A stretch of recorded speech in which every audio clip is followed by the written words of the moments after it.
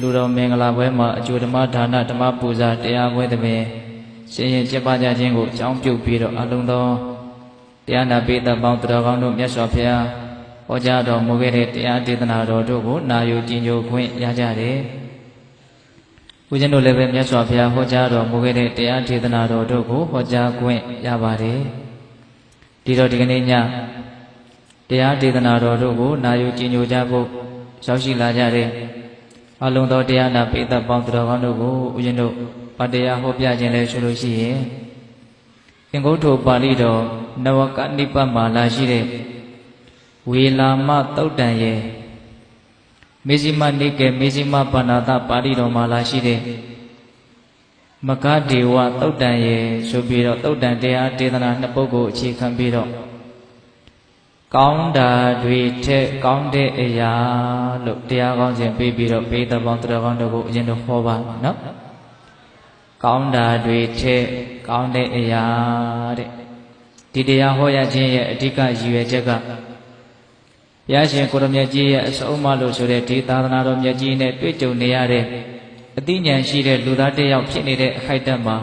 အကောင်းဆုံးဆိုတာကိုအရယူနိုင်ဖို့ဆိုတဲ့ရည်ရွယ်ချက်နဲ့ဒီတရားကိုအရင်တော့ဟောကြားမှနာကြနော်တော့လောကကြီးမှာဖြစ်ပေါ်နေတဲ့အကောင်းဆိုးအမျိုးမျိုးကနော်အကြောင်းတရားတွေပေါ်မှာအခြေခံပြီးတော့ဖြစ်ပေါ်နေကြတာပါကိုဖြစ်ခြင်းတိုင်းဖြစ်တဲ့အတ္တလောကကြီးမဟုတ်ပါဘူးအကြောင်းအကျိုးလောကအနတ္တလောကတော့မိမိတို့ကကောင်းကျိုးချမ်းသာကိုလိုလားတောင့်တတယ်ဆိုလို့ရှိရင်ကောင်းကျိုးချမ်းသာရခြင်းရဲ့အကြောင်းတရားဖြစ်တဲ့ကောင်းမှုလို့ဆိုတဲ့မြင့်မြတ်တဲ့ကုသိုလ်လုပ်ငန်းတွေကိုစွမ်းအားရှိသမျှလုပ်နိုင်ကြမှသာလေကောင်းကျိုးချမ်းသာကိုရကြမှာဟုတ်လားဒါကြောင့်ဦးဇင်းတို့ကောင်းမှုမြတ်နိုးကောင်းအောင်ကြိုး၍ကောင်းကျိုးကို၌တည်စေမယ်လို့နော်ဆုံးမစာလေးပိဋကပေါင်းတော်ကောင်းတို့ရဲ့ခေါင်းထဲမှာငယ်စဉ်တောင်ကြီးကလေးဘွားတွေကစပြီးတော့မှတ်သားထားခဲ့တာမရှိဘူးလားရှိတယ်နော်ကောင်းမှုမြတ်နိုးကောင်းအောင်ကြိုး၍ကောင်းကျိုးကို၌တည်စေမယ်ကောင်းမှုကိုမြတ်နိုးတဲ့စိတ်နဲ့ကောင်းမှုကိုမိမိတန်တမှာဖြစ်အောင်ကြိုးစားရင်းနဲ့အဲ့ဒီကောင်းမှုရဲ့အကျိုးဆက်ဖြစ်တဲ့ချမ်းသာဒုက္ခကောင်းကျိုးတွေမိမိတန်တမှာတည်အောင်ကြိုးစားရမယ်ဆိုတဲ့အဓိပ္ပာယ်ကိုပြောတယ်နော်အဲ့တော့ဦးဇင်းတို့ဒီကနေ့ညအဲ့လိုကောင်းကျိုးချမ်းသာကိုလိုလားတောင့်တလို့အကြောင်းတရားဖြစ်တဲ့ကောင်းမှုကိုကြိုးစားအထောက်တဲ့နေရာမှာအကောင်းဆုံးအမြင့်မြတ်ဆုံးသောကောင်းမှုကိုပြုလုပ်နိုင်ကြဖို့ဆိုတဲ့ရည်ရွယ်ချက်နဲ့ဒီတရားကိုဦးဇင်းတို့ဟောမှာပါနော်ဒါကြောင့်ပိဋကပေါင်းတော်ကောင်းတို့ကောင်းတာတွေထက်ကောင်းတဲ့အရာလို့တရားကောင်းစဉ်လေးမှတ်သားရင်းနဲ့တရားဒေသနာကိုနာယူကြည်ညိုကြမယ်နော်ဒီတရားဒေသနာတော်ကိုမဟောကြားသေးခင်မနာကြသေးခင်မှာတရားတော်အလုံးကိုဟောကြားတော်မူခဲ့တဲ့ဘုရားရှင်ကိုတော်မြတ်ရဲ့အင်မတန်အေးချမ်းကြည်လင်တော်မူတဲ့မဟာကရုဏာကိုသိစရာတရားလုံးစုံကိုသိတော်မူမြင်တော်မူတဲ့သဗ္ဗညုတဉာဏ်ဒီဟုသောပညာကို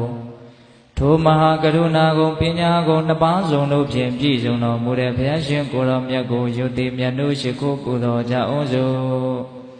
အလုံးလက်အုပ်ချီမှုပြီးတော့အာယုံပြုကြရအောင်ကရုဏာတိတလဟရယံပညာပေဇောတဝိဟတမောဟဓမ္မသာနရမရလောကကရုဝန္တိဒုက္ကတံဂတိဝိမုဒ္ဒံကရုဏာတိတလဟရယံမဟာကရုဏာတော်ဖြင့်ဤမြသောစိတ်နှလုံးလည်းရှိတော်မူပါပေထသောပညာပေဇောတဝိဟတမောဟဓမ္မအရဟတမေတိဟုသောအယောင်အလင်းဖြင့်အဝိဇ္ဇာတိဟုသောအမိုက်မောင်ကိုဖယ်ခွာတော်မူပြီးထသောသာနရမရလောကကရုလူနတ်မြတ်မတ္တဝါနန္ဒတို့ဤကြောက်တီတန်တို့လေကရုပြုရာတဆူရီသောဆရာသခင်လည်းဖြစ်တော်မူပါပေထသောဂတိဝိမုဒ္ဒံဒေဝမနုဿန္တိတရားနှင့်ပေတတရိစ္ဆာလာယအရှိငါတန်သောဂတိတို့မှလေထိုသဖြင့်ကင်းလွတ်တော်မူပြီးထသောဒုက္ကတံတတ္တဝါတို့အားအကျိုးများကြောင့်မှန်သောစကားကောင်းကိုသာမြတ်ဆိုတော်မူပါပေထသောဗုဒ္ဓံသစ္စာလေးရတရားမြတ်ကိုလက်ပေါ်တင်ထားဗရမ ्या ကဲ့သို့ပြတ်သားထင်သိမြင်ပေတတ်ဖျားရှင်ကိုတော်မြတ်ကြီးကို မေယံတရားဝပုဂ္ဂိုလ်တရားနာပုဂ္ဂိုလ်ခေါ်ဆိုပညာပရမတ်မမူယုံနာနှပြဖြစ်ကြပါသောဘုရားတပည့်တော်တို့သည်ဝိနေဝနာမှာကာယဝစီမနောရှိ၍သုံးလီတော်ရပနာမဖြင့်ဒုက္ခယုကျိုးလက်ဆုံးမောဟရှိခိုးဥညုတ်ပါ၏မြတ်စွာဘုရား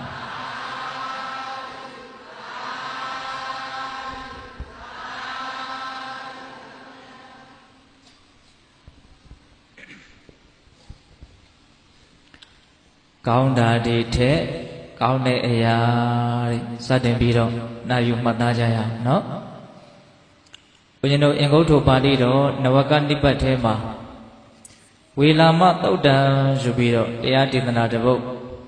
မြတ်စွာဘုရားဟောကြားတော်မူခဲ့တာကိုမှတ်တမ်းတင်ထားတာရှိတယ်အဲ့ဒီသုတ်တံမှာဘာတွေပြောထားလဲဆိုတော့အခါတစ်ပါးမှာဘုရားရှင်ကိုရောင်မြတ်ကြီးစေတဝန်ကျောင်းတိုက်တော်မှာသတင်းသုံးတော်မူနေတော့မြတ်စွာဘုရားရဲ့ထံတော်မောက်ကိုကျောင်းတကာဖြစ်တဲ့အနာတပိန်တထေးကြီးရောက်လာပြီးတော့မြတ်စွာဘုရားကိုရှိခိုးဥချတင့်လျှောက်ပတ်တဲ့နေရာမှာထိုင်ပြီးတော့မြတ်စွာဘုရားကိုဖူးမြော်တယ်အဲ့ဒီချိန်မှာမြတ်စွာဘုရားကပဋိသန္ဓာရစကားအနေနဲ့တကားကြီးဒါနကောင်းမှုတွေရောပြုပြည့်ရဲ့လားလို့အဲ့ဒါလိုမြတ်စွာဘုရားကအမေးရှိတယ်အဲ့လိုမေးတဲ့အခါကျတော့အနာတပိန်တထေးကြီးကမြတ်စွာဘုရားတဲ့ဘုရားတပည့်တော်ဒါနကောင်းမှုတွေတော့ပြုပြစ်ပါတယ်ဘုရားဒါပေမဲ့လို့ယဟန်တန်ဃာကိုစကွဲထမင်းပုံးရည်ဟင်းမြလောက်ကိုသာလောင်းလူနိုင်တဲ့အတွက်ကြောင့်တပည့်တော်စိတ်မကောင်းဘူးဘုရားလို့အဲ့လိုလျှောက်အဲ့ဒီတော့ကနာရဘိန်တထေးကြီးကတိတ်ပြီးတော့စီးပွားရေးအခြေအနေမကောင်းဘူးမြေကမ်းပါးမှာမြုပ်နှံထားတဲ့ဥစ္စာပစ္စည်းတွေမြစ်ရည်တိုက်စားမှုကြောင့်မြစ်ထဲမျောပါသွားလို့ဆုံးရှုံးသွားတာကတကြောင်သူတွေကနေပြီးတော့ကုန်တယ်ငယ်လေးတွေကဥစ္စာပစ္စည်းတွေချိငှပြီးတော့ပြန်မပေးကြတာကတကြောင်အဲ့လိုအကြောင်းတရားတွေကြောင့်နာရဘိန်တထေးကြီးကအဲ့ဒီတုန်းကတိတ်ပြီးတော့စီးပွားရေးကအဆင်မပြေဘူးဒါကြောင့်ဦးဇင်းတို့ယဟန်တန်ဃာကိုမုံမြက်မြက်လောင်းလုံနိုင်တဲ့အနေအထားမရှိဘူးစကွဲထမင်းပုံးရည်ဟင်းမြလောက်ကိုသာလောင်းလုံနိုင်တဲ့အတွက်ကြောင့်သူစိတ်မကောင်းဖြစ်ရတဲ့အကြောင်းမြတ်စွာဘုရားကိုလျှောက်အဲ့လိုလျှောက်တော့မြတ်စွာဘုရားကဘာမေးရှိလဲဆိုတော့တက္ကကြီးတဲ့ဒါနကောင်းမှုတစ်ခုပြုတဲ့နေရာမှာတန်ဖိုးကြီးမားတဲ့အကျိုးပေးများမြတ်တဲ့ဒါနကောင်းမှုဖြစ်ခြင်းတယ်ဆိုလို့ရှိရင်အလိုဒါနဝတ္ထုတန်ဖိုးရှိတာမရှိတာကဗราဏမကြဘူးလှူတဲ့တန်းတဲ့အခါမှာအဲ့ဒီလှူတဲ့တန်းတဲ့ပုဂ္ဂိုလ်ရဲ့စိတ်စေတနာဖြူရှင်တန်ရှင်းမှုရှိခြင်းမရှိခြင်းကသာလေဗราဏကြတယ်လို့အဲ့လိုမြတ်စွာဘုရားကမိန့်ရှိပြီးတော့တန်ဖိုးကြီးမားတဲ့ဒါနကောင်းမှုတစ်ခုဖြစ်ဖို့ဆိုလို့ရှိရင်ဒီဒါနကောင်းမှုရဲ့အကျိုးပေးကိုယုံကြည်တဲ့တတ္တတရားထက်ထက်တန်တန်ထားပြီးတော့လူပဲဝတ္ထုရဲ့အပေါ်မှာအလူကံပုဂ္ဂိုလ်ရဲ့အပေါ်မှာတော့ယူသေးတဲ့စိတ်လေးသားတဲ့စိတ်နဲ့ကိုလုံနေတဲ့အလုပ်ရဲ့တန်ဖိုးကိုနားလည်ပြီးတော့မျက်မျက်နှုံနှုံလှူမယ်တတ်မယ်ဆိုလို့ရှိရင်ဒါဟာအလွန်တန်ဖိုးကြီးမားတဲ့ဒါနကောင်းမှုဖြစ်တယ်လို့အဲ့လိုမြတ်စွာဘုရားကမိန့်နော်တန်ဖိုးကြီးမားတဲ့ဒါနဖြစ်ဖို့ဆိုရင်လူပဲဝတ္ထုတန်ဖိုးရှိတာမရှိတာကဗราဏလားလူတဲ့တန်းတဲ့ပုဂ္ဂိုလ်ရဲ့စိတ်စေတနာဖြူစင်တန်ရှင်းမှုရှိခြင်းမရှိခြင်းကဗราဏလားဆိုတာကိုဝဲပြအောင်နားလည်ထားဖို့မလိုဘူးလားဗျာလို့နော်အဲ့လိုမြတ်စွာဘုရားကအမိန့်ရှိပြီးတော့မြတ်စွာဘုရားဆက်ပြီးတော့တရားဒေသနာကိုဟောတယ်တက္ကကြီးတဲ့ရှင်းတုံးကဖြစ်ခဲ့ဘူးတာတစ်ခုကိုပြောပြမယ်ရှင်းတုံးကဝေလာမပုံနာဆိုတာရှိခဲ့ဘူးတဲ့အဲ့ဒီဝေလာမပုံနာကြီးဟာအလွန်တရာမှချမ်းသာကြွယ်ဝတဲ့တတိတယောက်လည်းဖြစ်တယ်။ဥစ္စာပစ္စည်းချမ်းသာကြွယ်ဝသလောက်အလွန်တရာမှလည်းပဲရှက်ရောတဲ့နှမျောဝင်တုံမှုနေတဲ့နော်ဒါနကောင်းမှုမှာအလွန်မှမွေးလျော်နှစ်ချိုက်ပျော်ပိုက်တဲ့ပုဂ္ဂိုလ်ကြီးလည်းဖြစ်တယ်တဲ့။အဲ့ဒီဝေလာမပုံနာကြီးကဘလောက်ထိအလူဒါနမှာမွေးလျော်နှစ်ချိုက်ပျော်ပိုက်တယ်လဲဆိုလို့ရှိရင်မြည်ရည်များတသွင်သွင်စီးဆင်းနေတယ်လို့ပဲတဲ့။မြတ်စွာဘုရားပေးတဲ့ဥမာနော်မြည်ရည်တွေစီးဆင်းနေဆိုတော့ရက်တက်နေတယ်ဆိုတာရှိပါသလားမရှိဘူးနော်နားနေတယ်ဆိုတာမရှိဘူးနော်နေရောညာရောစင်စက်မပြတ်အချိန်တိုင်းစီးဆင်းတယ်အဲ့လိုပဲဝေလာမပုံနာကြီးဟာအလိုဒါနကိုနော်နေ့စဉ်ရက်ဆက်ဒလဆက်ကြိုးစားအထုတ်တယ်ဆိုတာကိုမြတ်စွာဘုရားအဲ့လိုတင်စားပြီးတော့ပြောတာဘလောက်ထိအလိုဒါနကိုကြီးကြီးကျယ်ကျယ်ပြုတယ်လဲဆိုတာနဲ့ပတ်သက်ပြီးတော့အသေးစိတ်မြတ်စွာဘုရားဟောပြပုံက နော်ရွှေလင်မန်းထဲမှာငွေတွေယတနာပစ္စည်းတွေကိုထည့်ပြီးတော့တောင်လှူတယ်တဲ့အဲ့ဒီဝေလာမပုံနာကြီးကနော်ငွေလင်မန်းထဲမှာရွှေတွေယတနာပစ္စည်းတွေကိုထည့်ပြီးတော့တောင်လှူတယ်တဲ့အဲ့ဒါအကြီးအကျယ်မြတ်စွာဘုရားအဲ့ဒီသုတ်တံမှာဝေလာမပုံနာကြီးရဲ့ရှေ့ကျောပုံကိုအသေးစိတ်ဟောပြတယ်အဲ့လိုဟောပြပြီးတော့မြတ်စွာဘုရားကဗာမင်းရှိတုံးဆိုတော့တခါကြီးတဲ့အဲ့ဒီတုန်းကဝေလာမပုံနာဆိုတာတခြားတစုံတယောက်မြန်ဖြစ်လေသလားလို့သင်တန်တရားမဝင်နဲ့တဲ့အဲ့ဒီတုန်းကဝေလာမပုံနာဆိုတာငါကိုယ်တိုင်ဖြစ်ခဲ့တာတဲ့မြတ်စွာဘုရားကသူကိုယ်တိုင်တွေ့ကြုံခဲ့တဲ့အတွေ့အကြုံကိုပုပ္ပေနိဝါဒနုဒ္ဓတိအဘိညာဉ်ကိုအသုံးပြုပြီးတော့တိတိကျကျပြန်ပြောတာပေါ့နော်မှန်ပြီးတော့ရမ်းပြီးတော့ပြောတာမျိုးမဟုတ်ဘူးအဲ့လိုအမိန့်ရှိပြီးတော့မြတ်စွာဘုရားကဒါနာကောင်းမှုတစ်ခုပြုတဲ့နေရာမှာတန်ဖိုးကြီးမားဖို့ဆိုလို့ရှိရင်လူတဲ့တန်းတဲ့ပုဂ္ဂိုလ်ရဲ့စေတနာဖြူစင်ဖို့သာလျှင်လိုအပ်တာမဟုတ်ဘူးအလူခံရတဲ့ပုဂ္ဂိုလ်တို့ရဲ့စိတ်စေတနာဖြူစင်တန်ရှင်းမှုရှိဖို့လည်းလိုအပ်တယ်ဆိုတာကိုထင်ရှားပြလိုတဲ့အတွက်ကြောင့်မြတ်စွာဘုရားကဆက်ပြီးတော့ဒါနာကောင်းမှုတစ်ခုနဲ့တစ်ခုရဲ့တန်ဖိုးကိုဝေဖန်ပြတယ်ဒါနာကောင်းမှုနဲ့မကင်းနိုင်ကြတဲ့တရားဓမ္မတို့ဥယျာဉ်တို့တွေအလွန်မှတ်သားစရာကောင်းတဲ့ဒေသနာတစ်ပုဒ်လို့ဥယျာဉ်ကတော့အဲ့လိုယုံကြည်တယ်ဟုတ်လား။ဒါမြတ်စွာဘုရားဘယ်လိုဝေဖန်ပြလဲဆိုတော့တခါကြီးတဲ့အဲ့ဒီငါဘုရားလောင်းဝေလာမပုံနာကြီးဖြစ်တုန်းကတသက်လုံးဒါနာကောင်းမှုတွေကိုများများစားစားပြုခဲ့ပေမဲ့လို့ငါရှင်းစင်ကြယ်တဲ့ငါရဲ့အလှကိုစင်ကြယ်အောင်တုတ်တင်နိုင်မဲ့အလှကပုဂ္ဂိုလ်ကောင်းတယောက်မှငါမရခဲ့ဘူးတဲ့အဲ့ဒီမှာမြတ်စွာဘုရားဘယ်လိုဝေဖန်ပြလဲဆိုတော့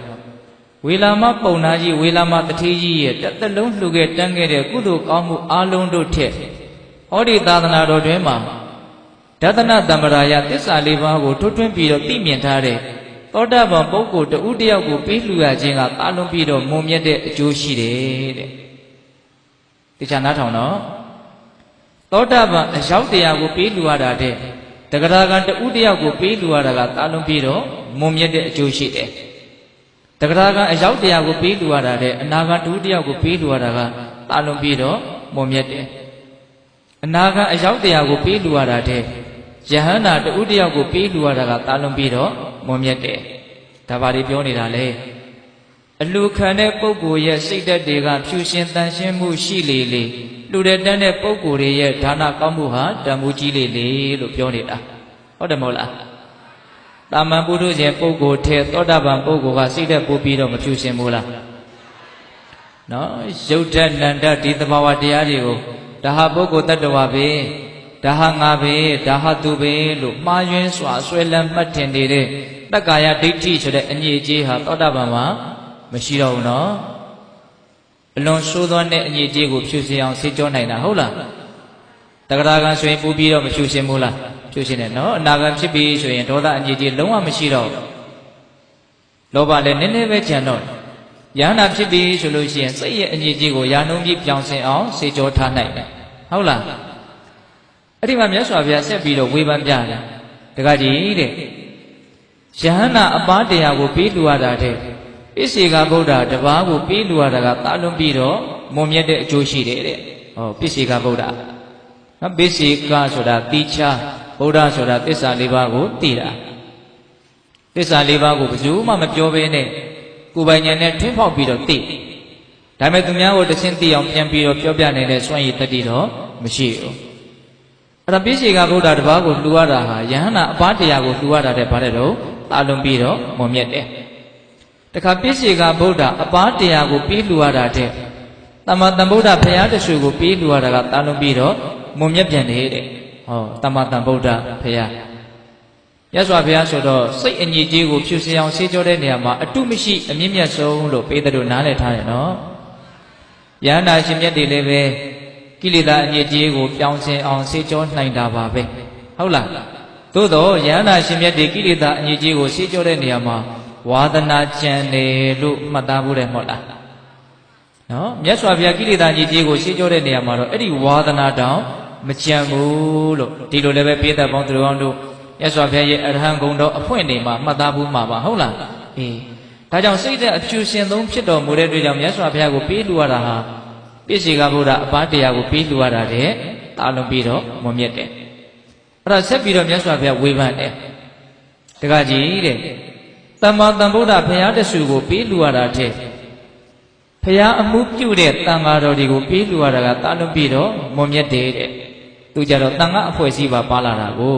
ဟုတ်လားအဲ့ဒါဆက်ပြီးတော့မြတ်စွာဘုရားကဒီသုတ်တန်ထဲမှာနော်ဒါနာကောင်းမှုနဲ့ပတ်သက်ပြီးတော့အမြင့်မြတ်ဆုံးထိတ်ဆုံးမှာထားပြီးတော့ဟောတဲ့ဒါနာကောင်းမှုကဘာလဲဆိုတော့တက္ကကြီးတဲ့ဖះမှုရှိတဲ့တန်ဃာကိုကြောင်းဆောက်ပြီးတော့လှူမယ်ဆိုရင်ဒါဟာအကြီးကျယ်ဆုံးအမြင့်မြတ်ဆုံးသောဒါနာကောင်းမှုဖြစ်တယ်တဲ့ဟောနော်တေချာမှတ်မယ်နော်ဘုရားမှုရှိတဲ့တန်ခါကိုကြောင်းဆောက်ပြီးတော့လှူမယ်ဆိုရင်ဒါဟာပါလေအကြီးကျယ်ဆုံးသောဒါနာကောင်းမှုစိတ်ဝင်စားတရားကောင်းတာကသူ့ကြတော့လှူပွဲဝတ္ထုကိုပါထည့်ပြီးတော့ပြောသွားတာကိုမတွေ့ရဘူးလားနော်လှူပွဲဝတ္ထုကိုဘာလို့ပြောသွားတာတော့ကြောင်းလို့ပြောသွားတယ်နော်အဲ့တော့ဦးဇင်းတို့ဟောသွားတာလေးကိုမြတ်စွာဘုရားဟောသွားတာလေးကိုစနစ်တကျလေ့လာတတ်ဖို့လိုတယ်နော်တန်ဖိုးကြီးမားတဲ့ဒါနဖြစ်ဖို့ဆိုရင်ပထမဦးစွာမိမိရဲ့စိတ်စေတနာဖြူစင်တန်ရှင်းဖို့လိုအပ်တယ်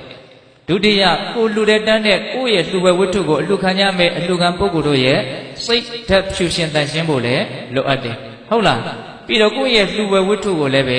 သတိထားဖို့မလိုဘူးလားလိုတယ်နော်အခုလှူပွဲဝတ္ထုကိုဘာလို့ပြောထားတော့ကြောင်းလို့ပြောထားတယ်ဟုတ်ရဲ့လားအေးဒါကဦးဇင်းတို့ဒါနကောင်းမှုနဲ့ပတ်သက်ပြီးတော့မြတ်စွာဘုရားနှိုင်းရှင်ပြပုံလေးကိုဒါနနဲ့မကင်းနိုင်ကြတဲ့တရားဓမ္မတို့ဦးဇင်းတို့မှတ်သားရဖို့ဒါပြောပြတယ်နော်အဲ့ဒါဆက်ပြီးတော့မြတ်စွာဘုရားကကုသိုလ်ကောင်းမှုတို့ရဲ့တန်ဖိုးကိုနှိုင်းရှင်ပြတယ်နော်ကုသိုလ်ကောင်းမှုဆိုတာဒါနတစ်ခုတည်းရှိတာမှမဟုတ်ဘဲကိုဟုတ်လားကုသိုလ်ကောင်းမှုဆိုတာနော်ဝေဖန်မယ်ဆိုရင်ဒါနဟာအောက်ဆုံးမှာပဲရှိတယ်ဟုတ်လားသို့တော့ဘယ်ကုသိုလ်ပဲဖြစ်ဖြစ်အနာဝိဇ္ဇအပြစ်ကင်းတဲ့သဘောဒုက္ခဝိပါကကောင်းကျိုးချမ်းသာကိုပေးတတ်တဲ့သဘောရှိတဲ့အတွက်ကြောင့်တန်ဖိုးကတော့ရှိကြတာကြီးပဲသို့တော့တန်ဖိုးအနှိမ့်အမြင့်အကြီးအသေးကတော့မတူဘူးဆိုတာကိုမဖြစ်မနေနားလည်ရနော်ဦးဇင်းတို့ဥမာပြောရမယ်ဆိုလို့ရှိရင်သုံးလို့ရတဲ့ပိုက်ဆံမှန်လို့ရှိရင်တန်ဖိုးကတော့ရှိကြတာချင်းအတူတူပဲဟုတ်တယ်မဟုတ်လားသို့တော့တန်ဖိုးအကြီးအသေးကြတော့တူနိုင်မလားမတူနိုင်ဘူးနော်1000တန်နဲ့100တန်နဲ့တန်ဖိုးတူမလား1000တန်နဲ့1000တန်ကိုတန်ဖိုးတူမလားမတူဘူးနော်တန်ဖိုးတော့ရှိကြတာပဲသို့တော့အကြီးအသေးမတူဘူးအဲ့ဒါပဲကောင်းမှုတွေမှာလည်းပဲတန်ဖိုးတော့ရှိကြတာပဲအကြီးအသေးမတူဘူးဒါကိုနားလည်ဖို့မလိုဘူးလားတရားအောင်စဉ်ပေးထားတာကဘာတဲ့တော့ကောင်းတာတွေထဲကောင်းတဲ့အရာအကောင်းဆုံးကိုသွားမှာနော်ဆက်ပြီးတော့ဟုတ်လားအဲ့ဒါမြတ်စွာဘုရားကဆက်ပြီးတော့ဝေဖန်ပြတယ်တခါကြီးတဲ့အထွတ်အထိပ်ဒါနလို့ငါဆိုခဲ့တဲ့ဘုရားမှုပြုတဲ့တန်ဃာတော်တွေကိုကြောင်းဆောက်ပြီးတော့လှူရတန်းရတဲ့ကုသိုလ်ကောင်းမှုထက်ဘုရားတရားတန်ဃာယတနာမြတ်သုံးပါးရဲ့ဂုဏ်ကျေးဇူးကိုသိမြင်နားလည်ပြီးတော့ကြည်ညိုစိတ်နဲ့စောင့်တည်ကျင့်သုံးလိုက်ရတဲ့တရဏဂုံသုံးပါးကတာလွန်ပြီးတော့မွန်မြတ်တယ်တဲ့ဟောအရှင်တရားမှာကုံကြမလို့ဘူးနော်ဘုရားတရားတန်ခါယတနာမြတ်သုံးပါးရဲ့ဂုဏ်ကျေးဇူးကိုသိမြင်နားလည်ပြီးတော့ကြည်ညိုစိတ်နဲ့စောင့်တည်တဲ့တရဏဂုံသောတော့ကစောင့်တည်လိုက်တာမရှိဘူးလားနော်ငါးပါးသီလစောင့်တည်တော့တိတရဏေနသဟတရဏဂုံသုံးပါးနဲ့တကွပင်စသီလံသမာဓိယာမိငါးပါးသီလစောင့်တည်ဟုတ်လား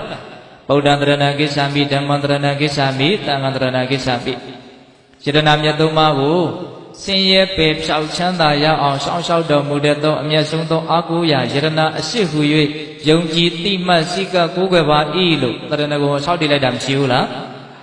အဲ့ဒီတရဏဂုံကဘုရားအမှုပြုတဲ့တန်ခါကိုကြောင်းကြီးဆောက်ပြီးတော့လူရတန်းရတဲ့ကုသိုလ်ထက်ဘာတဲ့တော့တာလွန်ပြီးတော့မြင့်မြတ်တယ်သို့တော့ဒီနေရာမှာတရဏဂုံကကြည်ညိုစိတ်နဲ့ဆောက်တည်တဲ့တရဏဂုံဆိုပြီးတော့ကြည်ညိုစိတ်နဲ့ဆိုတဲ့ဝိသေသနာစကားလေးပါတယ်နော်တမန်ငါရှံကဘုန်းကြီးကရှိကဆိုပြီးလို့နောက်ကလိုက်ဆိုလိုက်တာမျိုးနော်ရနေလို့နော်တောင်တွေးမြောက်တွေးတောင်ငင်းမြောင်ငင်းနဲ့ဆိုလိုက်တဲ့တရဏဂုံမျိုးကိုမဆိုလိုဘူးနော်သဘောပေါက်ရလားဗျာစိတ်ထဲကကိုယတနာမြတ်သုံးပါးရဲ့ဂုဏ်ကျေးဇူးကိုသိမြင်နားလည်ပြီးတော့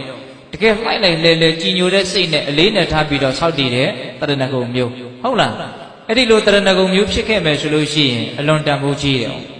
ဘုရားမှုရှိတဲ့တန်ခါကိုကြောင်းဆောက်ပြီးတော့လှူရတန်းရတာတဲ့တောင်မြင့်မြတ်တယ်တဲ့ဟုတ်ရဲ့လားဒါကြောင့်ပိဋကပေါင်းတော်အောင်တို့တရဏဂုံကိုအားကိုးဖို့လိုတယ်နော်မြတ်စွာဘုရားရဲ့ဂုဏ်ကျေးဇူးကိုနားလည်အောင်လုပ်ရမယ်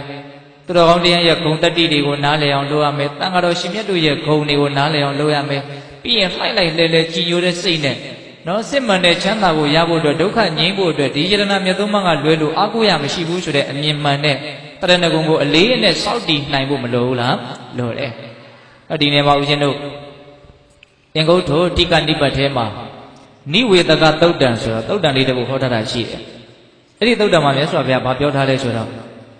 ယဟန်တို့တဲ့ကိုတကယ်ချစ်တဲ့ပုဂ္ဂိုလ်တွေကိုယ့်ရဲ့ဆွေမျိုးတွေကိုယ့်ရဲ့သားချင်းတွေကိုယ့်ရဲ့မိသားစုဝင်တွေကိုတကယ်မေတ္တာရှိတယ်ဆိုလို့ရှိရင်သူတို့ကလည်းကိုယ့်ရဲ့စကားကိုနားထောင်မယ်လို့ယုံကြည်တယ်ဆိုလို့ရှိရင်ဒီချာနားထောင်နော်ကိုမေတ္တာရှိတဲ့ပုဂ္ဂိုလ်တွေသူတို့ကလည်းကိုယ့်ရဲ့စကားကိုနားထောင်မယ်လို့ယုံကြည်ရတယ်ဆိုရင်အဲ့ဒီပုဂ္ဂိုလ်တွေကိုတဲ့မြတ်စွာဘုရားရဲ့ဂုဏ်သူတော်ကောင်းတရားရဲ့ဂုဏ်တန်ဃာတော်ရှင်မြတ်တို့ရဲ့ဂုဏ်ကိုနားလည်အောင်ပြောပေးပြီးတော့ဒီယတနာမြတ်သုံးပါးရဲ့ပုံမှာတက်ဝင်ကြည်ညိုတဲ့စိတ်ဖြစ်အောင်လုပ်ပေးလိုက်ပါတဲ့ဒါအလွန်ကြိုးကြီးလို့မြတ်စွာဘုရားတိုက်တွန်းတာကိုမေတ္တာရှိတဲ့ကိုချစ်တဲ့လူတွေသူတို့ကလည်းကိုယ့်ရဲ့စကားကိုနားထောင်မယ်လို့ယုံကြည်ရတယ်ဆိုရင်ယတနာမြတ်သုံးပါးရဲ့ဂုဏ်ကိုနားလည်အောင်ပြောပြီးတော့တက်ဝင်ကြည်ညိုတဲ့စိတ်ဖြစ်အောင်မလုပ်တော့ကြိုးစားပေးပါတဲ့ဘာဖြစ်လို့လဲဆိုလို့ရှိရင်တဲ့ဒါအလွန်ကြိုးကြီးစုများတဲ့အတွက်ကြောင့်တဲ့ဘလောက်ထိအကျိုးကျေးဇူးများလဲဆိုလို့ရှိရင်အဲ့ဒီသုတ္တမမြတ်စွာဘုရားဟောထားတာပထဝီအာဘောတေဇောဝါယောဓာတ်ကြီး၄ပါးကမှတမျိုးတမီဖောက်ပြန်ပြောင်းလဲမယ်ဆိုရင်ပြောင်းလဲသွားနိုင်စရာအကြောင်းရှိသေးတယ်တဲ့ယတနာမြတ်သုံးပါးရဲ့ပုံမှာကြည်ညိုစိတ်နဲ့လိုက်လိုက်လဲလဲသက်ဝင်ယုံကြည်ပြီးတော့တရဏဂုံစောင့်တည်ထားတဲ့ပုဂ္ဂိုလ်အတွက်တမျိုးတမီဖောက်ပြန်ပြောင်းလဲသွားစရာအကြောင်းမရှိဘူးတဲ့ဒါပါပြောတာတော့ပထဝီအာဘောတေဇောဝါယောဓာတ်ကြီး၄ပါးကမှတမျိုးတမီပြောင်းလဲခြင်းပြောင်းလဲသွားလိမ့်ဦးမေတဲ့ဆိုလိုတာကပထဝီဆိုတာမာတဲ့သဘောပြောတဲ့သဘောဘယ်ပထဝီပဲဖြစ်ဖြစ်ဘယ်အချိန်မှဖြစ်တဲ့ပထဝီပဲဖြစ်ဖြစ်ဒီသဘောမရှိဘူးလားရှိတယ်။နောက်ပထဝီကဖွဲ့စည်းတယ်ဆိုတာသူ့သဘောမဟုတ်ဘူး။ပူလောင်တယ်ဆိုတာသူ့သဘောမဟုတ်ဘူးဟုတ်လား။အဲ့ဒီပထဝီကြီးကသူ့သဘောကနေဖောက်ပြန်ပြီးတော့တမျိုးတမီဖြစ်ခြင်းဖြစ်သွားနိုင်သေးတယ်တဲ့ဒါမဖြစ်နိုင်ဘူးနော်မဖြစ်နိုင်တာကိုဥမာပေးတာမြတ်စွာဘုရားကအဲ့ဒါကြီးကမှတမျိုးတမီပြောင်းလဲခြင်းပြောင်းလဲသွားနိုင်သေးတယ်ယတနာမြတ်သုံးပါးရဲ့ပုံမှာကြည်ညိုစိတ်နဲ့တရဏဂုံကိုစောင့်တည်ထားမယ်ဆိုရင်ဖောက်ပြန်ပြောင်းလဲသွားစရာအဲ့ဒီပုဂ္ဂိုလ်အတွက်မရှိဘူးတဲ့ဒီနေ့မှာဖောက်ပြန်ပြောင်းလဲတယ်ဆိုတာဘာပြောတာတော့သေပြီးတဲ့နောက်မှာငရဲကျသွားတာကိုပြောတာဟောတိလိ္ဆန်ဖြစ်သွားတာကိုပြောတာနော်ပြိတ္တာဘုံအတုရကေဘုံကိုရောက်သွားတာကိုပြောတာနော်ဘဝမှာအဲ့ဒါဟာအကြီးကျယ်ဆုံးသောအဆိုးဝါးဆုံးသောဖောက်ပြန်ပြောင်းလဲမှုလို့မဆိုနိုင်ဘူးလားနောက်လူစင်စစ်ကနေပြီးတော့ခွေးကြီးဖြစ်သွားတယ်၊နွားကြီးဖြစ်သွားတယ်။အဲဒါတဲ့ဆိုးဝါးတဲ့ဖောက်ပြန်မှုရှိမလား။အဲ့ဒီလိုမျိုးဆိုးဝါးတဲ့ဖောက်ပြန်ပြောင်းလဲမှုမျိုးဘုရားတရားတန်ခါရဲ့ပုံမှာကြည်ညိုတဲ့ပုဂ္ဂိုလ်တွေအတွက်ဖြစ်เสียအကြောင်းမရှိဘူးလို့မြတ်စွာဘုရားပြောတာနော်။ဒါကြောင့်ပိဋကပေါင်းသူတော်ကောင်းတို့တရဏဂုံကိုစောင့်တည်ပြီးတော့ကိုယ့်ဘဝရဲ့အားကိုးရာတစ်ခုအနေနဲ့နော်ကြိုးစားကြဖို့မလိုဘူးလား။လိုတယ်။အဲ့တော့ဒီသုတ္တမှာတော့မြတ်စွာဘုရားကဘုရားမှုပြုတဲ့တန်ခါကိုကြောင်းဆောက်ပြီးတော့လူရတန်းရတာထက်တရဏဂုံသုံးပါးကတာလွန်ပြီးတော့မုံမြတ်တယ်လို့ဒီလိုဟောတာနော်ဒါတစ်ချက်ပေါ့နော်ဆက်ပြီးတော့မြတ်စွာဘုရားကဝေဖန်ပြကောင်းတာတွေထက်ကောင်းတဲ့အရာလို့တရားကောင်းစဉ်ပေးထားတဲ့အတိုင်းဒါနာကောင်းမှုအလုံးတို့ထက်တရဏဂုံသည်တာလွန်တယ်ဒါနဲ့အဲ့ဒီတရဏဂုံသုံးပါးတည်းဟူသောကုသိုလ်ကောင်းမှုထက်တာလွန်တဲ့ကောင်းမှုမရှိဘူးလားဆိုတော့ရှိတယ်အဲ့ဒါဆက်ပြီးတော့မြတ်စွာဘုရားဝေဖန်မှာနော်တခါကြီးတဲ့အဲ့ဒီလိုကြီးကျယ်မြင့်မြတ်တဲ့တရဏဂုံသုံးပါးထက်တာလွန်တဲ့ကောင်းမှုဆိုတာရှိတယ်အဲ့ဒီကောင်းမှုကဘာလဲဆိုတော့ကြည်ညိုစိတ်နဲ့စောင့်တည်လိုက်တဲ့၅ပါးသီလပဲတဲ့ပါတယ်တော့ညာကြည်ညိုစိတ်နဲ့စောင့်တည်တဲ့၅ပါးသီလ၅ပါးသီလအကြောင်းအလုံးသိရနော်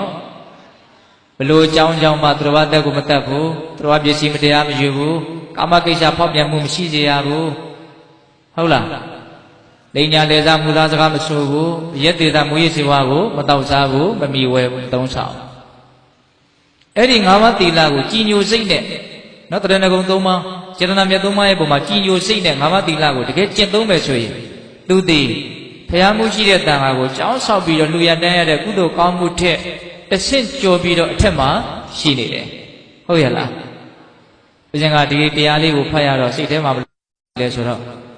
့ဆိုရပါစို့အခုအရင်တို့ဗုဒ္ဓဘာသာဝင်တွေနော်တကယ်လို့များအခုချိန်မှာတတ်တော်ထင်ရှားမြတ်စွာဘုရားရှိလို့မြတ်စွာဘုရားလက်ထက်ကလည်းယဟန်တန်ဃာတွေရှိနေလို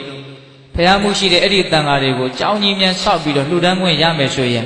လက်ခမောင်းမခတ်မဲ့လူတယောက်မှရှိမှာမဟုတ်ဝမ်းသာလွန်းလို့ကြောက်လို့ကိုပြီးမှာမဟုတ်နော်ဖျားမှုရှိတဲ့တန်ဃာကိုကြောင်းကြီးမြန်ဆောက်ပြီးတော့လှူခွင့်ရမယ်ဆိုရင်လေဟုတ်လားဝမ်းသာလိုက်ကြမှာနော်ဒါပေမဲ့အဲ့ဒီကုသိုလ်ထက်တရဏဂုံကတာတယ်တရဏဂုံထက်အခုပါလေအာဝသီလကတာတယ်တော့ပြောချင်တာကဘာလဲ ကိုလုံနေတဲ့အလုပ်ရတန်ကိုနားလေဖို့လိုတယ်ဆိုတာကိုပြောခြင်းတယ်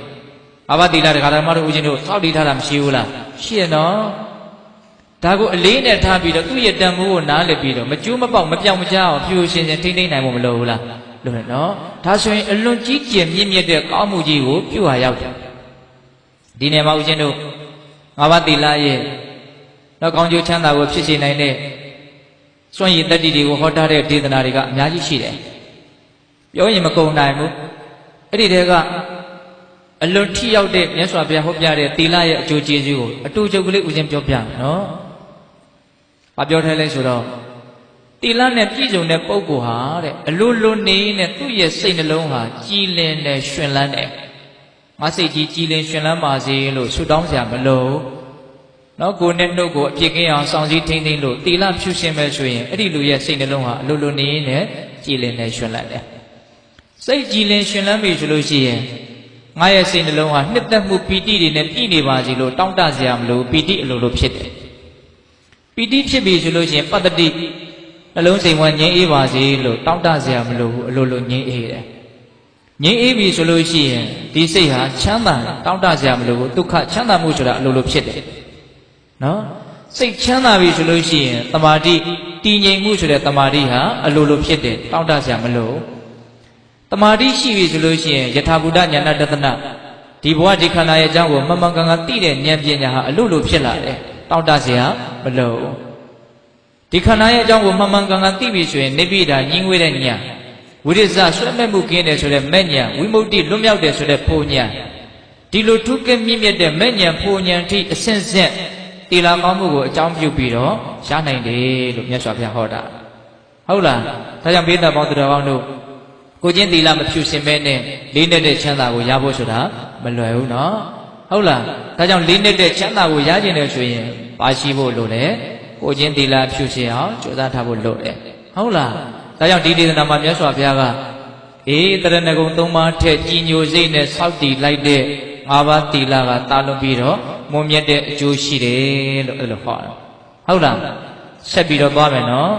ဒါနမျိုးစုံနဲ့တရဏဂုံတိတာတယ်တရဏဂုံတဲ့၅ပါးသီလတိတာအဲ့ဒီ၅ပါးသီလထက်တာလွန်မြင့်မြတ်တဲ့ကောင်းမှုရှိသေးသလားဆိုတော့ရှိသေးတယ်တဲ့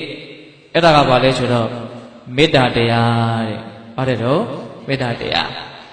းမေတ္တာရဲ့အဓိပ္ပာယ်ကိုပေးတဲ့ဘောသူတော်တို့အလုံးနားလည်ထားကြပြီးသားနော်မေတ္တာဆိုတ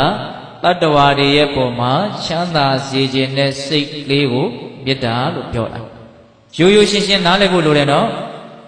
မေတ္တာနဲ့ပတ်သက်ပြီးတော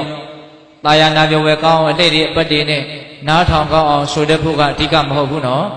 ်စိတ်ထဲကလိုက်လိုက်လှဲလှဲတတ္တဝါတွေရဲ့ပုံမှာချမ်းသာစေခြင်းနဲ့စိတ်ထားနိုင်ဖို့ကသာလေအဓိကကြတယ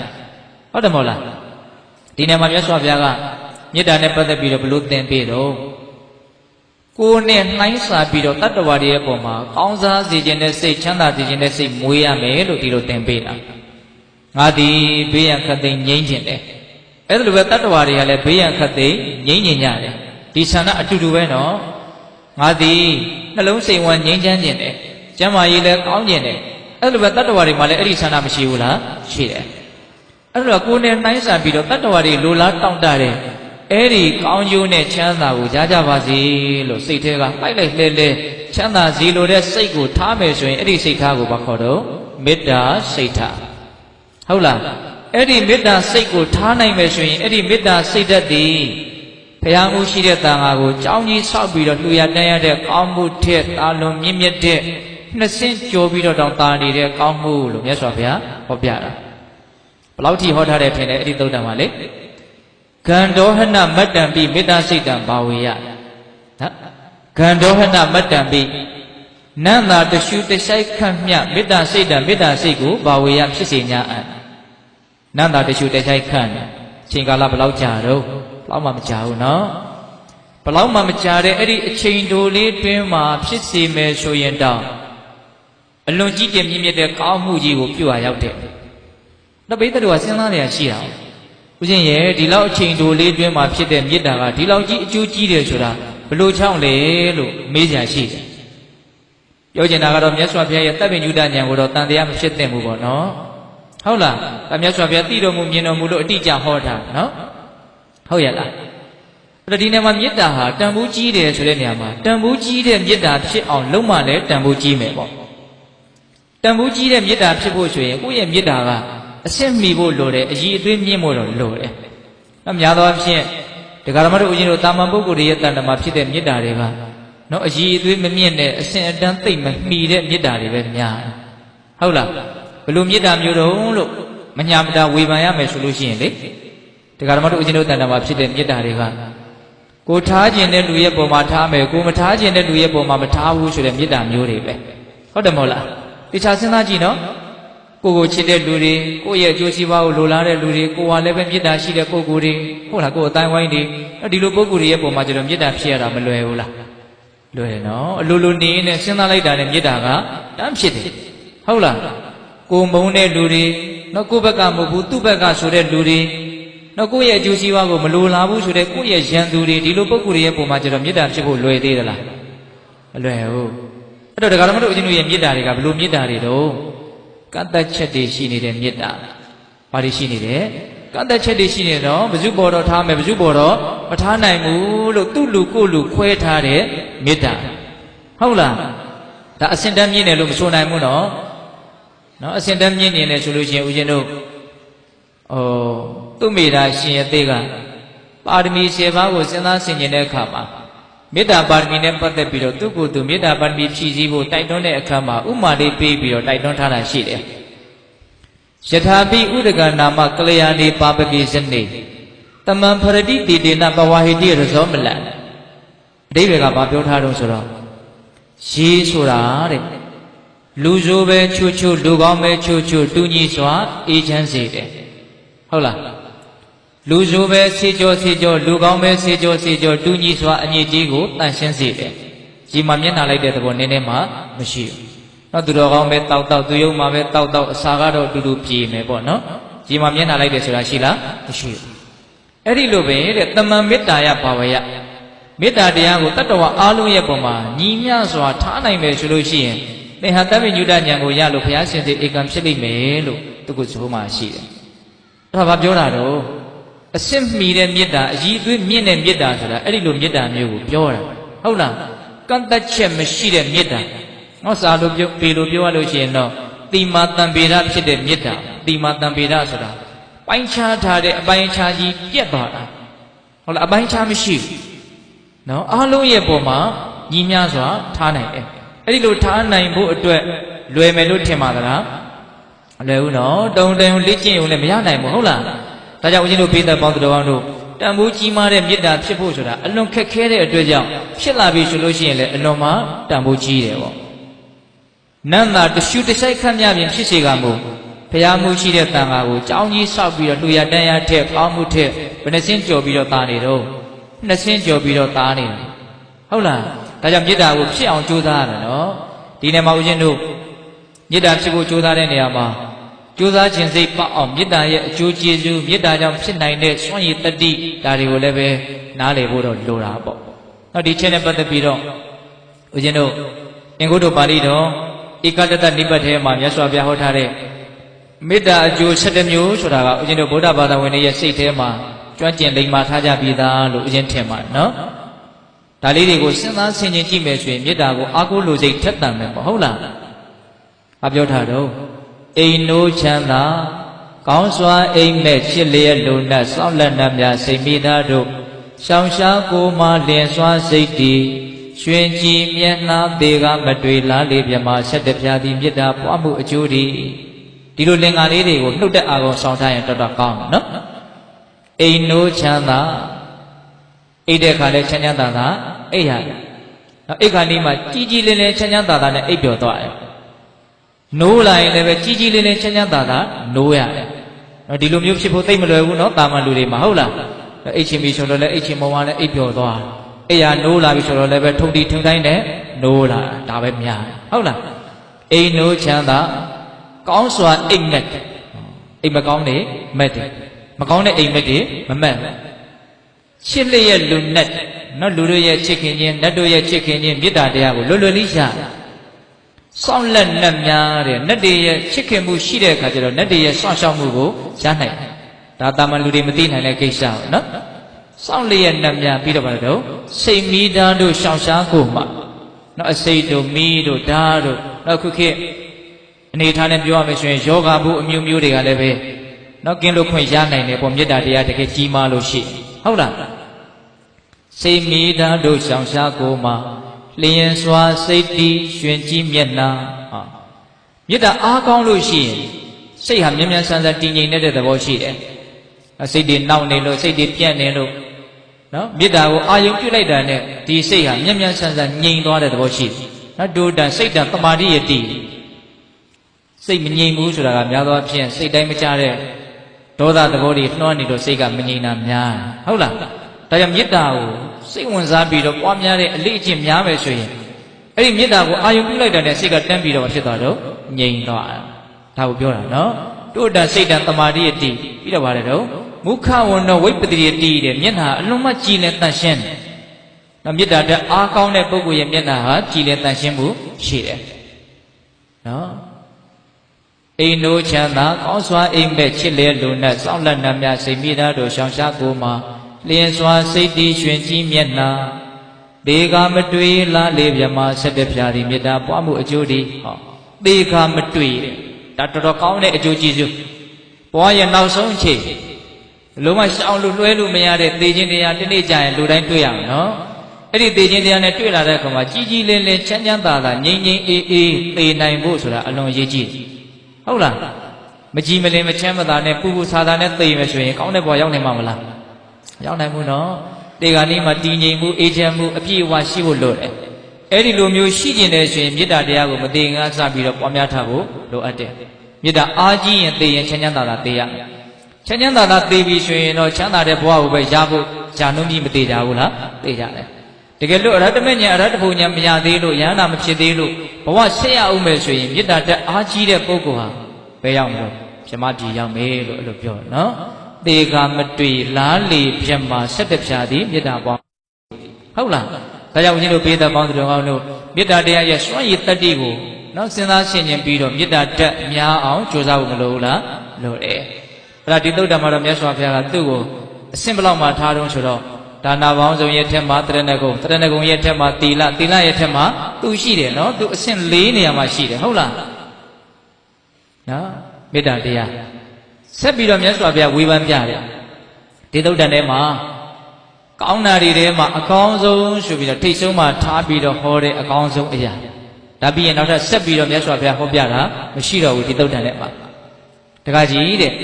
အဲ့ဒီလောက်ကြီးကျယ်ခမ်းနားတဲ့မေတ္တာတရားထက်သာလွန်တဲ့ကောင်းမှုဆိုတာရှိသေးတယ်အဲ့ဒီကောင်းမှုကဘာလဲဆိုတော့အနိစ္စတင်ညာအဲ့ဒါတော့အနိစ္စတင်ညာအနိစ္စဆိုတာမတည်မြဲတဲ့သဘောတင်ညာဆိုတာအမှတ်ရဘဝခန္ဓာမှာဖြစ်ပေါ်လာသမျှသဘာဝတရားတို့ရဲ့တည်မြဲမှုမရှိပုံကိုအမှတ်ရတာဟုတ်လားဒီနေရာမှာအနိစ္စတင်ညာကိုမြတ်စွာဘုရားကိုယ်တော်တိုင်နော်အဓိပ္ပာယ်ဖွင့်ပြတာတွေရှိတယ်နေစာတင်ညာဆိုတာဘာပြောတာလဲဆိုရင်တဲ့ဒီခန္ဓာမှာဖြစ်ပေါ်နေတဲ့အမြင်ချင်းကြားချင်းနဲ့ရှုချင်းစားတော့ချင်းတွေးထီချင်းတွေးကြံချင်းသဘာဝတရားမျိုးစုံဖြစ်နေတာရှိရဲ့နော်အဲ့ဒီဖြစ်ပေါ်လာတဲ့သဘာဝတရားတိုင်းရဲ့ပျောက်ကွယ်သွားတဲ့သဘောမရှိတော့တဲ့သဘောကိုသိမြင်နားလည်တာကိုအနိစ္စတင်ညာလို့ခေါ်တယ်သဘောပေါက်ရလားနော်ဖြစ်လာတဲ့မြတ်အကောင်းအဆိုးအမျိုးမျိုးသောသဘာဝတရားတွေဟာဖြစ်ပြီးရင်မရှိတော့ဘူးနော်တခြားနားထောင်တော့ဖြစ်ပြီးရင်မရှိတော့ဘူးနောက်ထပ်ပြီးတော့အသစ်ဖြစ်တာဟုတ်လားအဲ့ဒီထပ်ပြီးတော့အသစ်ဖြစ်တဲ့အရှိန်ကအလွန်မြန်တယ်အလွန်မြန်ဆန်တဲ့အရှိန်နဲ့ဖြစ်တဲ့အတွက်ကြောင့်ပဂရိမျက်စိကတော့ပိုင်းဖြတ်ပြီးတော့မမြင်နိုင်ဘူးဒါပေမဲ့ဉာဏ်ကတော့မြင်လို့ရတယ်အသစ်ထပ်ဖြစ်နေတာအသစ်ထပ်ဖြစ်နေတာဖြစ်ပြီးရင်လည်းမရှိတော့ဘူးအဲ့ဒီသဘောကိုဘာခေါ်တော့အနိစ္စ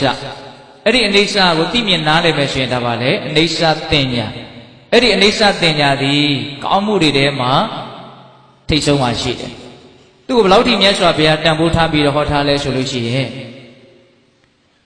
ဣစ္ဆရာသင်္ကတမတ္တံပိအနိစ္စတင်ညာဘာဝေယဣစ္ဆရာသင်္ကတမတ္တံပိလက်ဖြစ်တဲ့အတွက်ဒီခန့်ကာလမြအနိစ္စတင်ညာမတည်မြဲမှုကိုအမှတ်ရတဲ့အိဋ္ဌတင်ညာကိုဘာဝေယဖြစ်စေများအံ့နော်လက်ဖြစ်တဲ့ဒီကာလဆိုတာဘယ်လောက်ကြာလို့များဘာမှမကြာဘူးနော်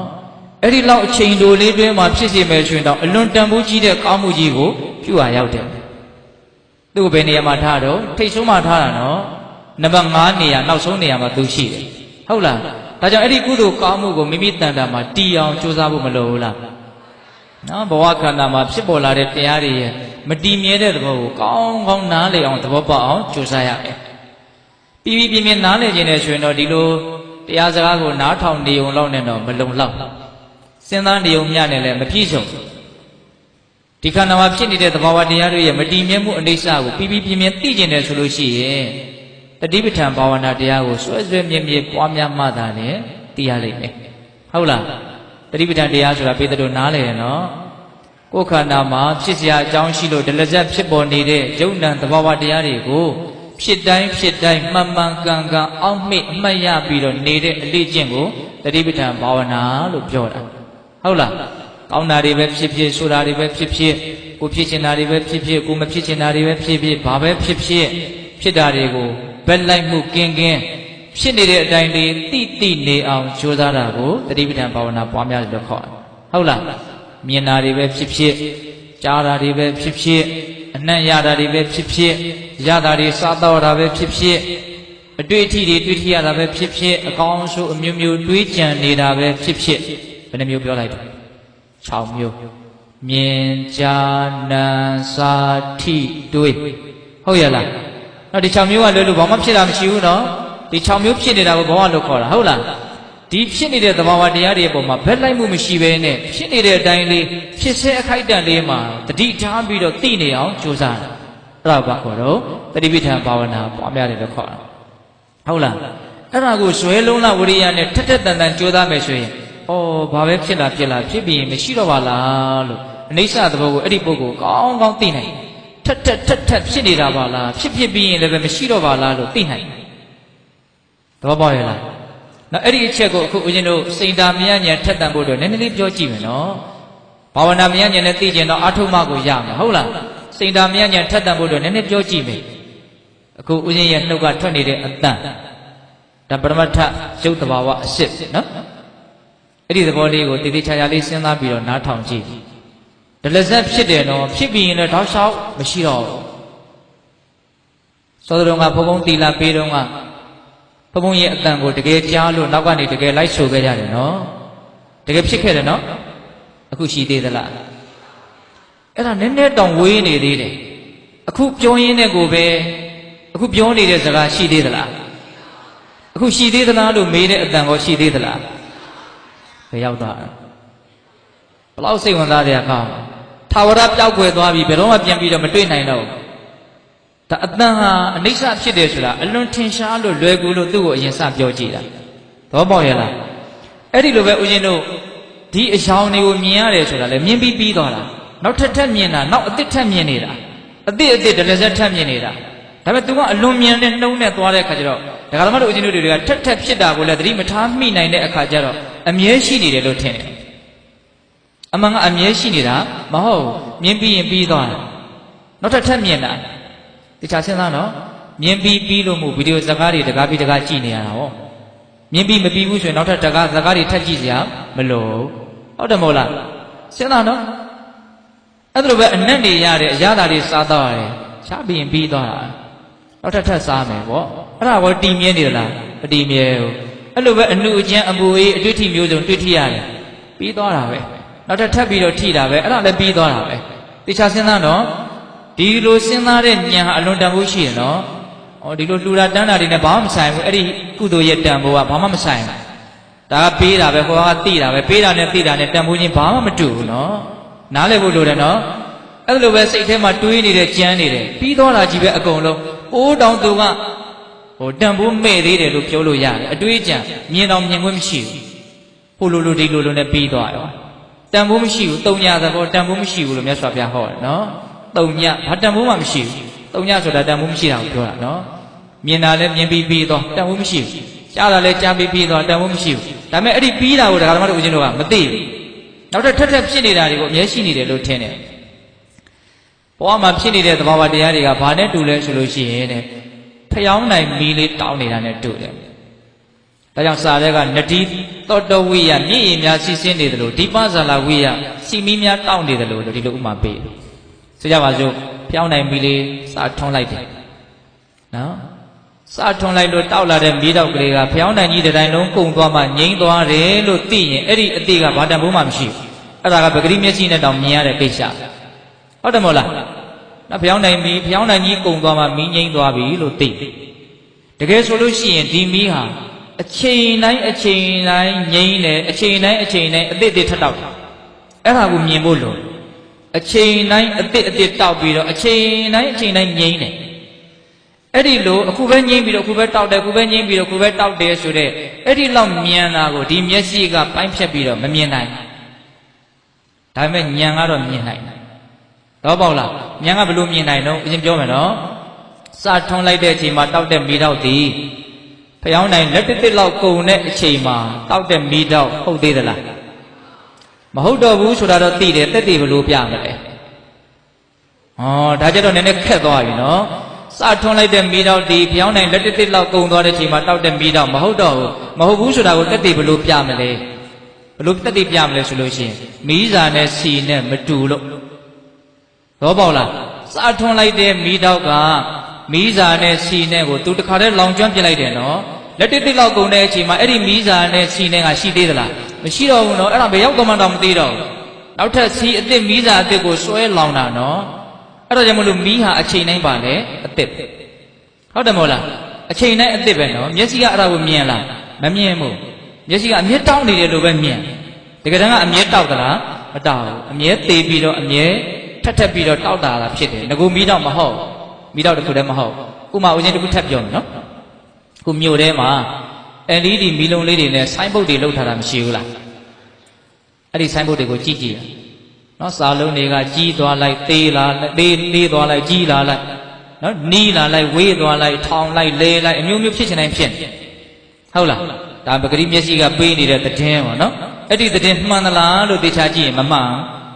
သေချာသွားကြည့်စလုံးဟာနီးတာလည်းမရှိဘူးဝေးတာလည်းမရှိဘူးကြီးတာလည်းမရှိဘူးသေးတာလည်းမရှိဘူးထောင်တာလည်းမရှိဘူးလဲတာလည်းမရှိဘူးဘာပဲရှိလဲဆိုရင်မီးလုံးလေးတွေလင်းလာတာရမှိတ်သွားတာရဒါပဲရှိဟုတ်တယ်မဟုတ်လားအမှန်ကိုမပြောနိုင်ဘူးနော်ဒါအလွန်ထင်ရှားတယ်သေချာနားလည်ဖို့လိုတယ်ဟုတ်လားအမှန်ကိုသိတာဘာကမှသိတော့ဉာဏ်ကမှသိတာဟုတ်လားအဲ့လိုပဲဒီခန္ဓာမှာဖြစ်နေတဲ့သဘာဝတရားတွေဒကာမတို့ဦးဇင်းတို့ကခက်နေတာကဒီပုံတန်တန်အပြည့်ညက်ကြီးကရှေ့အကြီးအကျယ်ဖုံးထားတဲ့အခါကျတော့အိဋ္ဌကိုမမြင်ဘူးပုံတန်ကြီးကဖုံးနေတာမှန်ကြည့်ဒီပုံစံကြီးပဲမနေ့ကလည်းဒီပုံစံကြီးပဲအရှင်နေ့ကလည်းဒီပုံစံကြီးပဲဘယ်အချိန်ပြင့်တာမမြင်ဘူးတကယ်ပြောရလို့ရှိရင်အတွင်းထဲမှာဖြစ်နေတဲ့ပရမတ္ထယုတ်သဘာဝတွေပြက်တာကိုမဆိုထားနဲ့ဒီပုံပန်းတန်တန်ကြီးတောင်ပြောင်းလဲမှုရှိနောက်10စုနှစ်တစုလောက်ကြာရင်တူသေးသလားပြီးခဲ့တဲ့10စုနှစ်ကနဲ့အခုနဲ့တူမလားမတူနော်10စုနှစ်2စုစာလောက်ဆိုလို့ရှိရင်တော်တော်ပြောင်းသွား10စုနှစ်3စု4စုစာလောက်ဆိုရင်တချို့မှတ်တော်မှတ်မိတော့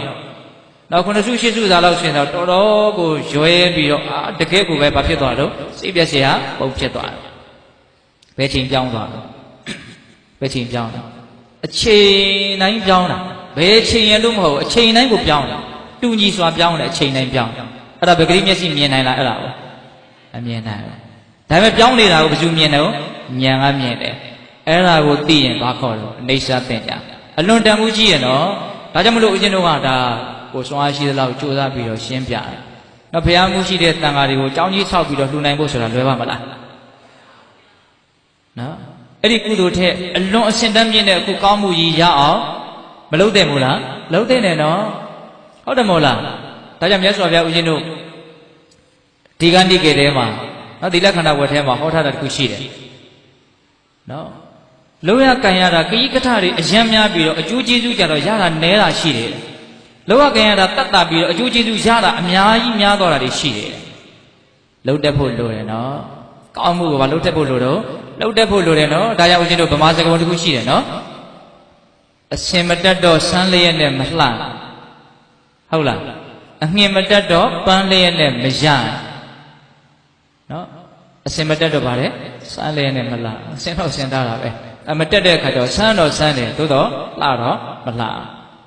အငှင်မတက်တော့ပင်ပန်းတာပဲရှိတယ်ကိုလိုချင်တာမရဒါပါပြောတာတော့နီးပညာအရေးကြီးတယ်ဆိုတာကိုပြောနေတာဟုတ်လားခုမြတ်စွာဘုရားအဲ့ဒါတွေကိုသင်ပေးနေတာနော် လောက်ပဲလှူတယ်တန်းတယ်ပဲဆွဆွတရဏဂုံကိုမမိတော့ပေါ့ရလားသူကပါလေဘုရားတရားတန်ခါရဲ့အကြောင်းကိုနားလေမှုကညံပါတယ်နော်အဲ့ဒီတရဏဂုံရဲ့တော့၅ပါးသီလရှိတယ်၅ပါးသီလရဲ့အထက်မှာပါရှိတော့မေတ္တာတရားရှိတယ်မေတ္တာတရားရဲ့အထက်မှာပါရှိတော့အခုဦးဇင်းတို့အလေးနဲ့ထားပြီးတော့ပြောနေတဲ့ဘဝခန္ဓာရဲ့မတည်မြဲတဲ့အမှန်ကိုသိမြင်နားလေတဲ့ပညာရှိတယ်ဟုတ်လားအဲ့ဒါဟာကောင်းတာတွေတဲ့ကောင်းတဲ့အရာဆိုတာအဲ့ဒါကိုပြောတာနော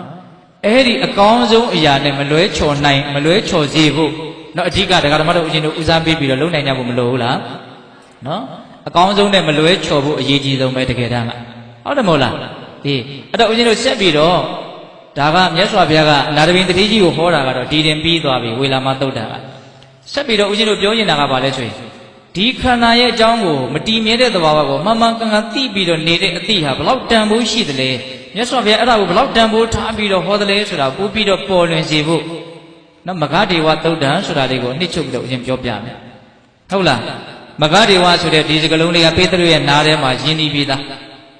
မန္တလေးဆိုတော်ဘုရားကြီးတဲ့မဂ္ဂဒေဝလင်္ကာဆိုတာလူတိုင်းကြားဘူးနော်မဂ္ဂဒေဝဒါကဦးဇင်းတို့ဒီသုတ်တံနဲ့မဂ္ဂဒေဝဇတ်တော်ကိုကြည့်ပြီးတော့ဆိုကြီးကအခြေခံပြီးတော့ရေးတာဒီသုတ်တံကိုဦးဇင်းတို့အနှစ်ချုပ်ပြီးတော့ပြောကြည့်မယ်နော်အခါတစ်ပါးမှာဘုရားရှင်ကိုရမေကြီ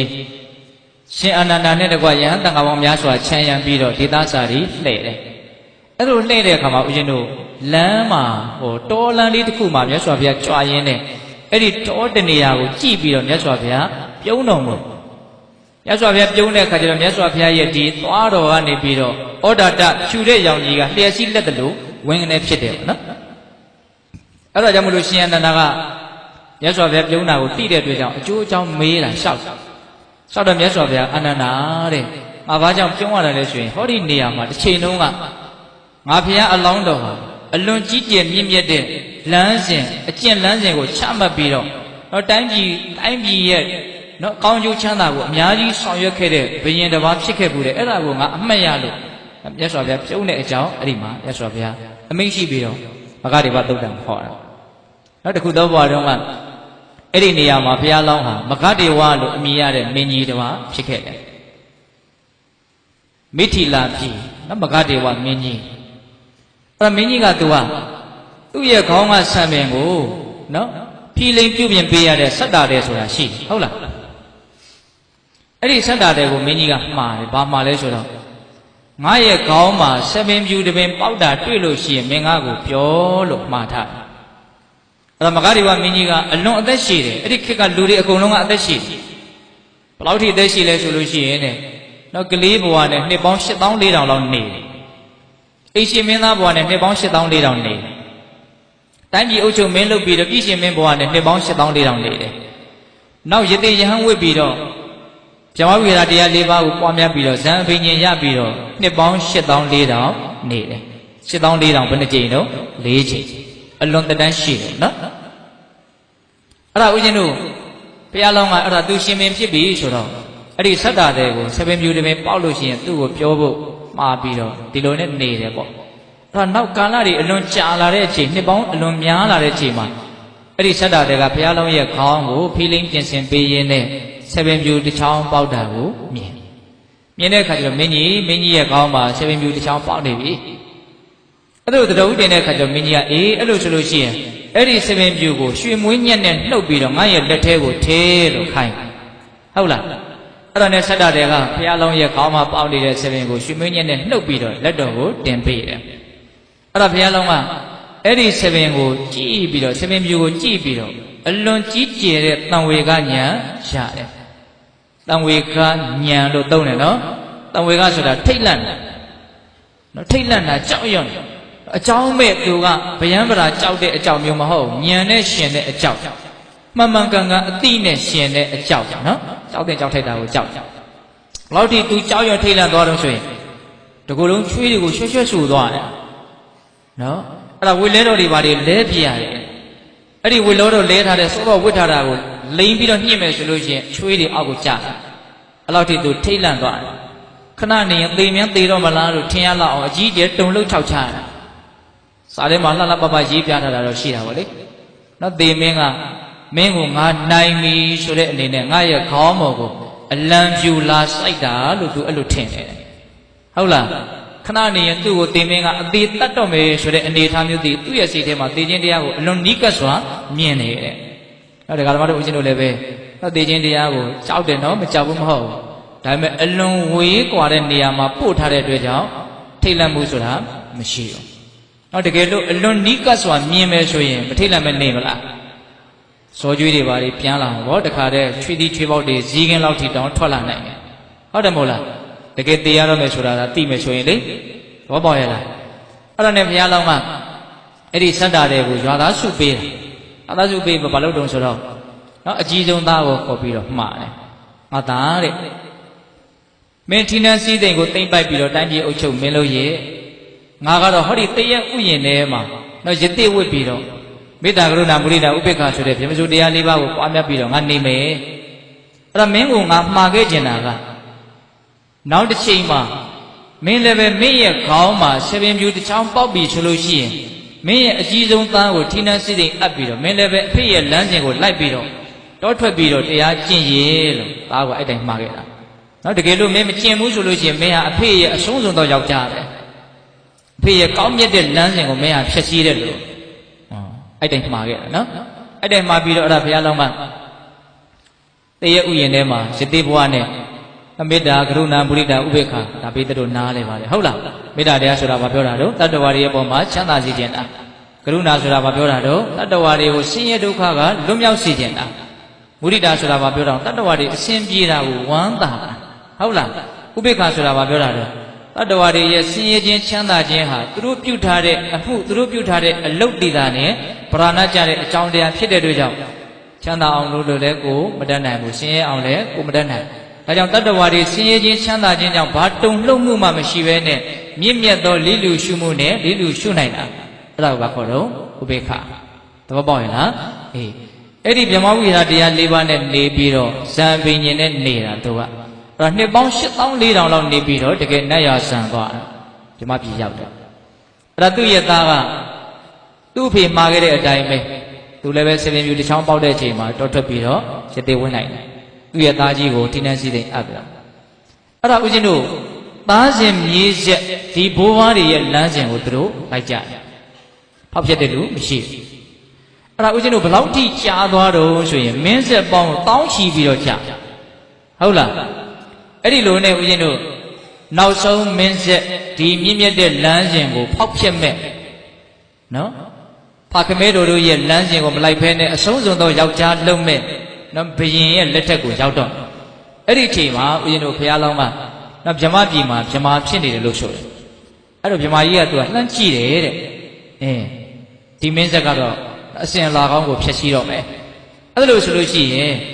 ငါစခဲ့တဲ့ဒီမြင့်မြတ်တဲ့လမ်းစဉ်ကိုငါပဲပြန်ပြီးတော့အဆုံးသတ်နော်ဘုရားလောင်းမကားတွေဝမိကြီးသူကိုယ်တိုင်စခဲ့တာနော်အဲ့ဒီလမ်းစဉ်အဲ့ဒါသူကိုယ်တိုင်ပါတော့အဆုံးသတ်အဲ့ဒါနဲ့အဲ့ဒီတိုင်းပြည်မှာရှိတဲ့မင်းမိဘုရားရဲ့အိမ်မှာလူလာဖြစ်တယ်ဘုရားလောင်းကနော်ဗြဟ္မာရဲ့အသက်ကိုသုတိတိကျအောင်လုပ်ပြီးတော့သူလူဘွားရောက်လာအဲ့ဒီမင်းသားလေးကဘယ်သူလဲဆိုတော့နေမိမင်းသားနော်ဇက်ကြီးဆေဝယ်တဲ့ကတေဇာတုနေမဘူဇာနာဝိဝေကြားဦးတယ်နော်တေဇာတုနေမဘူဇာနာဝိဝေသိတယ်နော်နေမိလေးခုမြောက်ဆက်တော်ဟုတ်လားနေမိဆိုတာဘာပြောတာတော့ဦးဇင်းတို့လှဲဘိန်းကြီးမှာလေအပြင်ဘက်ကနေတော့တန်ကိုကြီးပတ်ထားတာမရှိဘူးလားနော်တန်မင်းကြီးပတ်ထားတယ်စပတ်လိုက်တဲ့အစာကိုနောက်ဆုံးအဆုံးကပြန်ပြီးတော့အုပ်ပြီးတော့ဆက်ထားလိုက်တယ်အဲ့ဒါမှတပတ်လဲသွားတယ်ဟုတ်ရဲ့လားအဲ့လိုပဲဘုရားလောင်းကသူစခဲ့တဲ့အစာကိုသူကိုယ်တိုင်ပြန်ပြီးတော့ဆုံးလိုက်နော်ဒါကြောင့်အဲ့ဒီမင်းသားလေးကိုနိမိမင်းသားလို့နာမည်မှဲ့တာသူကအလွန်ထူးခြားတယ်လူဘဝလူခန္ဓာလူအသက်နဲ့မသိဘဲနဲ့နော်လူဘဝလူခန္ဓာလူအသက်နဲ့တောင်လင်းနာနဲ့ပြည်ကိုရောက်တယ်အဲ့ဒီနေမိမင်းကအလွန်ဆန်းကျယ်တယ်အဲ့ဒီဇက်တော်အဲ့ဒါတို့ကြာဥပါတဲ့ဇက်ကြီးဆက်ွယ်ဟုတ်လားအခုလို့အဲ့ဒီသူကရောက်လာတာတော့တောင်လင်းနာနဲ့ပြည်မှာနှက်ဖြစ်နေကြတဲ့ပုံကိုယ်တွေကများသောအားဖြင့်အဲ့ဒီနေမိမင်းကြီးကြောင့်နှက်ဖြစ်ကြတာများတယ်မင်းကြီးကအလွန်တရာမှမင်းကြီးတရားနဲ့ညီးပြီးတော့တိုင်းသူပြည်သားရဲ့ပုံမှာအလွန်တရားဆောက်အလွန်မှရိုးသားဖြောင့်မတ်အလွန်ကောင်းတဲ့အတွက်ကြောင့်တိုင်းပြည်တစ်ခုလုံးဟာအလွန်ကောင်းနော်ဘယင်ကောင်းရင်ကောင်းတာပဲနော်အလွန်ကောင်းတဲ့အတွက်ကြောင့်တိုင်းပြည်သားတွေသေလို့ရှိရင်နတ်ဖြစ်ကြတာများတယ်အဲ့တော့အဲ့ဒီနတ်တွေကတရားမင်းကိုအရေးဆိုနေမိမင်းကြီးဟာသူတို့ရဲ့ကျေးဇူးရှင်ဖြစ်တယ် ဒါကြောင့်မလို့အဲ့ဒီနေမီမင်းကြီးကိုကြည်ကျင်တယ်မြင်ကျင်တယ်ဖူးမြော်ကျင်တယ်တာဝတိသာနဲ့ပြည်ကိုရောက်အောင်ပင့်ပေးပါအံ့ဩစရာကောင်းတယ်နော်လူကတကယ်တော်ပြီဆိုတော့လူကိုဘယ်သူကကြည်ကျင်တာနတ်ကကြည်ကျင်တာနော်ဟုတ်လူတွေကဘယ်သူကြည်ကျင်တာနတ်တွေပဲကြည်ကျင်ဟုတ်လားကြည်ကျင်လည်းမကြည့်ရဘူးမမြင်ရဘူးဖြစ်နေနော်ဟုတ်လားလူတကယ်တော်ပြီဆိုတော့နတ်ကတော့ကြည်ကျင်ရတယ်အဲ့ဒါနဲ့ကြားမင်းကိုယ်တိုင်ဘုရားလောင်းကိုလာပြီးတော့ပင့်မင်းကြီးတာဝတိသာနတ်တွေကမင်းကြီးကိုဖူးမြော်ခြင်းတဲ့အတွက်ကြောင့်တာဝတိသာနတ်ပြည်ကိုကြွခဲ့ဖို့ဘာမှကြောက်ရွံ့ထိတ်လန့်စရာမရှိဘူးသေချာအောင်သူကအရင်လာပင့်အဲ့ဒီမှာမင်းကြီးကလက်ခံပြီးဆိုတော့မှအာဇာနည်မြင်းမောင်းတစ်ထောင်ကတဲ့ယထာနဲ့မာတလိကိုသူလွှတ်တယ်တကယ်လာပင့်တာကမာတလိကလာပင့်အဲ့ဒါရောက်တဲ့အခါကျတော့မာတလိကမကောင်းမှုရဲ့အကျိုးရလဒ်ကိုဆင်းရဲဒုက္ခကြီးစွာခံစားနေတဲ့ငရဲပြည်ကနေသွားတဲ့လမ်းလေးရှိတယ်တဲ့တာဝတိသာကောင်းမှုရဲ့အကျိုးဆက်ဖြစ်တဲ့ချမ်းသာဒုက္ခကိုစံစားနေတဲ့နေရာကနေသွားလို့လေရတယ်အဲ့ဒီလမ်းတစ်လမ်းမှာမင်းကြီးဘယ်လမ်းကသွားမလဲအဲ့တော့ဘုရားလုံးကတိတဲ့အတိုင်းပဲဘုသူဒ္ဓအလွန်လိုလားတာဆိုတော့ငါ့ကိုအဲ့ဒီလမ်းနှစ်လမ်းလုံးကနေပို့လို့ခိုင်းတယ်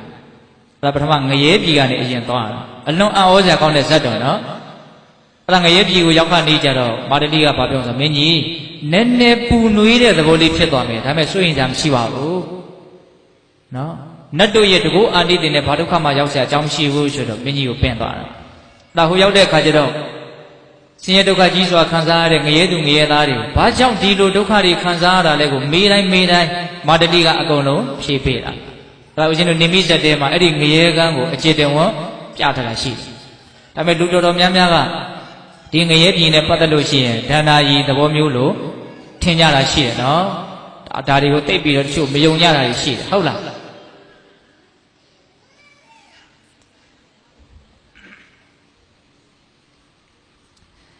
အဲ့ဒါလို့ဦးဇင်းတို့ငရဲကန်းကိုပြပြီးတော့မှနတ်ပြည်ကိုသွားတယ်။နောက်နတ်ပြည်ရောက်တော့လည်းပဲဒီကောင်းတဲ့ချမ်းသာတွေကိုဘာကြောင့်သူတို့ဘာတွေလုပ်ခဲ့လို့ဒီလိုစိတ်တွေကိုခံစားရတာတော့မေး။အဲ့ဒါကိုလည်းအသေးစိတ်မာတလိကဖြေပေးတာ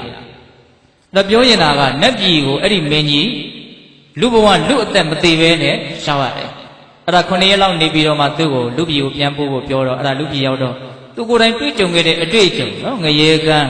နတ်ပြည်ဒီအကြောင်းအရာတွေကိုလက်တွေ့ထားပြီးတော့သူအများကြီးတိုင်းသူပြည်သားကိုဟောပြတာရှိတယ်။ဒါမြတ်စွာဘုရားဟောပြတဲ့ဒေသနာပေါ့နော်။အဲ့တော့ပြောရင်ကဘာလဲမဆုံးသေးဘူး။အဲ့ဒီနေမီမင်းကြီးရဲ့သားကဘယ်သူလဲဆိုတော့ကလာရဇနကနောက်ဆုံးအဆုံးစွန်ယောက်ျားလို့ကပီးတက်ခံမဲ့ပုဂ္ဂိုလ်နော်။ဘိုးဘွားဘီပင်တို့ရဲ့အရှင်လာကောင်းကိုဖျက်ဆီးပြစ်တဲ့လူဟုတ်လား။အဲ့ဒါနေမီမင်းကြီးကသူ့ရဲ့သားကိုဆပင်ပြူတစ်ချောင်းပေါက်သိအပ်ပြီးတော့သူကပါလေတရားဥယျာဉ်ထဲမှာရသေးဝတ်ပြီးတော့ပြန်မပြရတာတရား၄ပါးကျင့်တယ်။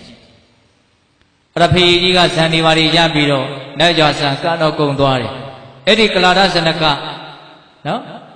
သူတောထွက်သလားသူ့ရဲ့ဖေရဲ့လမ်းစဉ်ကိုလိုက်သလားဆိုတော့မလိုက်။အကောင်းစပင်ပြူပေါက်လာတယ်ဒါလည်းသူမလှုပ်။နော်တကောင်းလုံးဖြူသွားတယ်သူမလှုပ်။နော်သားကိုလည်းထိနှံစီစဉ်ပေးတာမရှိဘူး။သူသေးသည်အထိထိနှံစီစဉ်ကိုမလုပ်သွားဘူးဖက်တယ်သွားတာ။အဲ့ဒါမြတ်စွာဘုရားဘာဟောလဲဆိုတော့ရှင်အနန္ဒာကိုအနန္ဒာတဲ့အဲ့ဒီကလာရဇနကသည်မွန်မြတ်တဲ့လမ်းစဉ်ကိုဖျက်ဆီးတဲ့ဖေတို့ရဲ့အဆုံးစွန်သောယောက်ျားဖြစ်တယ်နော်ဗြဟ္မဝိဟာရတရား၄ပါးကိုသူပါလဲမကျင့်ဘူးနော်မကျင့်တဲ့အတွက်သူဆုံးရှုံးတယ်သူသေးတော့ဗြဟ္မပြည်မရောက်ဘူးပေါ့ဒါပေမဲ့လို့တဲ့မေတ္တာတရားကရုဏာတရားမုဒိတာတရားဥပေက္ခတရားဆိုတဲ့ဗြဟ္မဝိဟာရတရားနဲ့လွဲရတာထက်အခုငါဘုရားရှင်ကိုရမေကြီးတည်တော်မူတဲ့နော်သိတော်မူလို့ဟောကြားတော်မူခဲ့တဲ့ဒီမဂ်ကင်၈ပါးဆိုတဲ့အကျင့်မြတ်တရားနဲ့လွဲရင်ပို့ပြီးတော့အထိနာမယ်ဟောဒါကိုပြောရင်လို့အဲ့ဒီဇလန်းလေးကိုမြတ်စွာဘုရားဟောတာနော်ကလာရဇနကသူတို့ရဲ့အဖေရဲ့လမ်းစဉ်ကိုမလိုက်လို့လွဲချော်ခဲ့တယ်ဆိုတာဘာနဲ့လွဲတာလဲမေတ္တာတရားနဲ့လွဲတာမေတ္တာတရားဆိုတာအလွန်ဆုံးအကျိုးကျေးဇူးရမယ်ဆိုရင်ဓမ္မပြည်ရောက်ရုံပဲဟုတ်လားခုမြတ်စွာဘုရားပွင့်တော်မူလို့မြတ်စွာဘုရားဟောပြခဲ့တဲ့နိဗ္ဗာန်ချမ်းသာကိုရစေနိုင်တဲ့ဒုက္ခငြိမ်းစေနိုင်တဲ့အကျင့်လမ်းစဉ်မဂ်ကင်၈ပါးဆိုတာမရှိဘူးလားရှိတယ်အဲ့ဒီမဂ်ကင်၈ပါးနဲ့လွဲမယ်ဆိုရင်ဗြဟ္မဝိဟာရတရား၄ပါးနဲ့လွဲရတာတဲ့ပို့ပြီးတော့အထိနာတယ်ဒါကိုပြောတာနော်တရားတန်နဲ့လွဲရတာတဲ့တသိန်းတန်နဲ့လွဲရတာကပို့ပြီးတော့အထိမနာဘူးလားဒါကလူငယ်တွေနားလည်ဥမာပြောပြတာဟုတ်လားဗြဟ္မဝိဟာရနဲ့လွဲရတာထက်မဂ်ကင်နဲ့လွဲရတာကပို့ပြီးတော့အထိနာတယ်နော်ဒါကြောင့်မြတ်စွာဘုရားကအာနန္ဒာတဲ့ ငါချမှတ်ခဲ့တဲ့ဒီမဲခင်7ပါးဆိုတဲ့အကျင့်ကိုသင်တို့ဟာမကျင့်သုံးဘူးဆိုလို့ရှိရင်ငါဖခင်ရဲ့အဆုံးစွန်သောယောက်ျားတွေဖြစ်လိမ့်မယ်တဲ့။နောက်ဒီစကားလေးသုံးတယ်နော်။ဘာလဲတော့အဆုံးစွန်သောယောက်ျားတဲ့။မွန်မြတ်တဲ့လမ်းစီကိုမလိုက်နိုင်မနဲ့ဖြစ်စည်းတဲ့ပုဂ္ဂိုလ်ပေါ့။ဟုတ်ရလား။ဒါကြောင့်ဦးဇင်းတို့ဘေးသက်ပေါင်းသူတော်ကောင်းတို့ဒီမဲခင်7ပါးရဲ့စွန့်ရည်တတိနားလည်ဖို့မလိုဘူးလား။ဟုတ်တယ်နော်။ဘဝခန္ဓာရဲ့မတည်မြဲတဲ့အနိစ္စသဘောကိုမှန်မှန်ကန်ကန်သိတာကိုဘာခေါ်တော့တမ္မာဒိဋ္ဌိလို့ခေါ်တာနော်။မှန်မှန်ကန်ကန်ကြံစည်မယ်ဆိုရင်ပါလေတမ္မာသင်္ကပ္ပမဂ္ဂင်7ပါးအလုံးပိတ်တို့ရမှာဟုတ်လားတမ္မာဒိဋ္ဌိတမ္မာသင်္ကပ္ပပညာမဂ္ဂင်2ပါးဟုတ်လားတမ္မာဝါစာမှန်ကန်တဲ့အပြောတမ္မာအာဇီတမ္မာကမ္မန္တမှန်ကန်တဲ့အလုပ်တမ္မာအာဇီဝမှန်ကန်တဲ့အသက်မွေးဝမ်းမှုသီလမဂ္ဂင်3ပါးတမ္မာဝါယမမှန်ကန်တဲ့ကြိုးစားမှုတမ္မာတတိမှန်ကန်တဲ့အမှတ်ရမှုတမ္မာသမာဓိမှန်ကန်တဲ့တည်ငြိမ်မှုသမာဓိမဂ္ဂင်3ပါးမဂ္ဂင်7ပါးကိုယ်ခန္ဓာရဲ့မတည်မြဲတဲ့သဘာဝကိုသိနေတဲ့အခိုက်အတန့်မှာမဂ္ဂင်ကိုပွားများနေရရောက်တာဘောပေါက်ရလားမဂ္ဂင်ကိုပွားများရင်လည်းပဲခန္ဓာရဲ့မတည်မြဲတဲ့သဘောကိုအမှန်ကန်သိမယ်နော်အဲ့တော့ဦးဇင်းတို့ဘေးသက်ပေါင်းသူတော်ကောင်းတို့အနိစ္စသင်ညာသောတော့ကနာတပင်တတိကြီးကိုမြတ်စွာဘုရားဟောပြတဲ့နောက်ကုသိုလ်ကောင်းမှုတို့ရဲ့အစဉ်စဉ်တန်ဖိုးကြီးမားပုံကိုပြောပြတဲ့နေမှာအနိစ္စသင်ညာနောက်ဆုံးမှမရှိဘူးလားရှိရနော်အဲ့ဒီအိဋ္ဌသင်ညာကိုမဂ္ဂင်7ပါးကိုပွားများခြင်းအပြင်ရအောင်ကြိုးစားနိုင်ဖို့မလိုဘူးလားဟုတ်ရဲ့နော်ဘဝခန္ဓာရဲ့မတည်မြဲတဲ့သဘာဝနော်ဒီနေမှာဘဝခန္ဓာရဲ့မတည်မြဲတဲ့သဘာဝဆိုတာကနော်သေဆုံးပြီးတဲ့နောက်မှာပျောက်ပြတ်သွားတဲ့အနေအထားကိုဆိုလိုတာမဟုတ်ဘူးနော်အခုလောလောဆယ်ကိုပဲ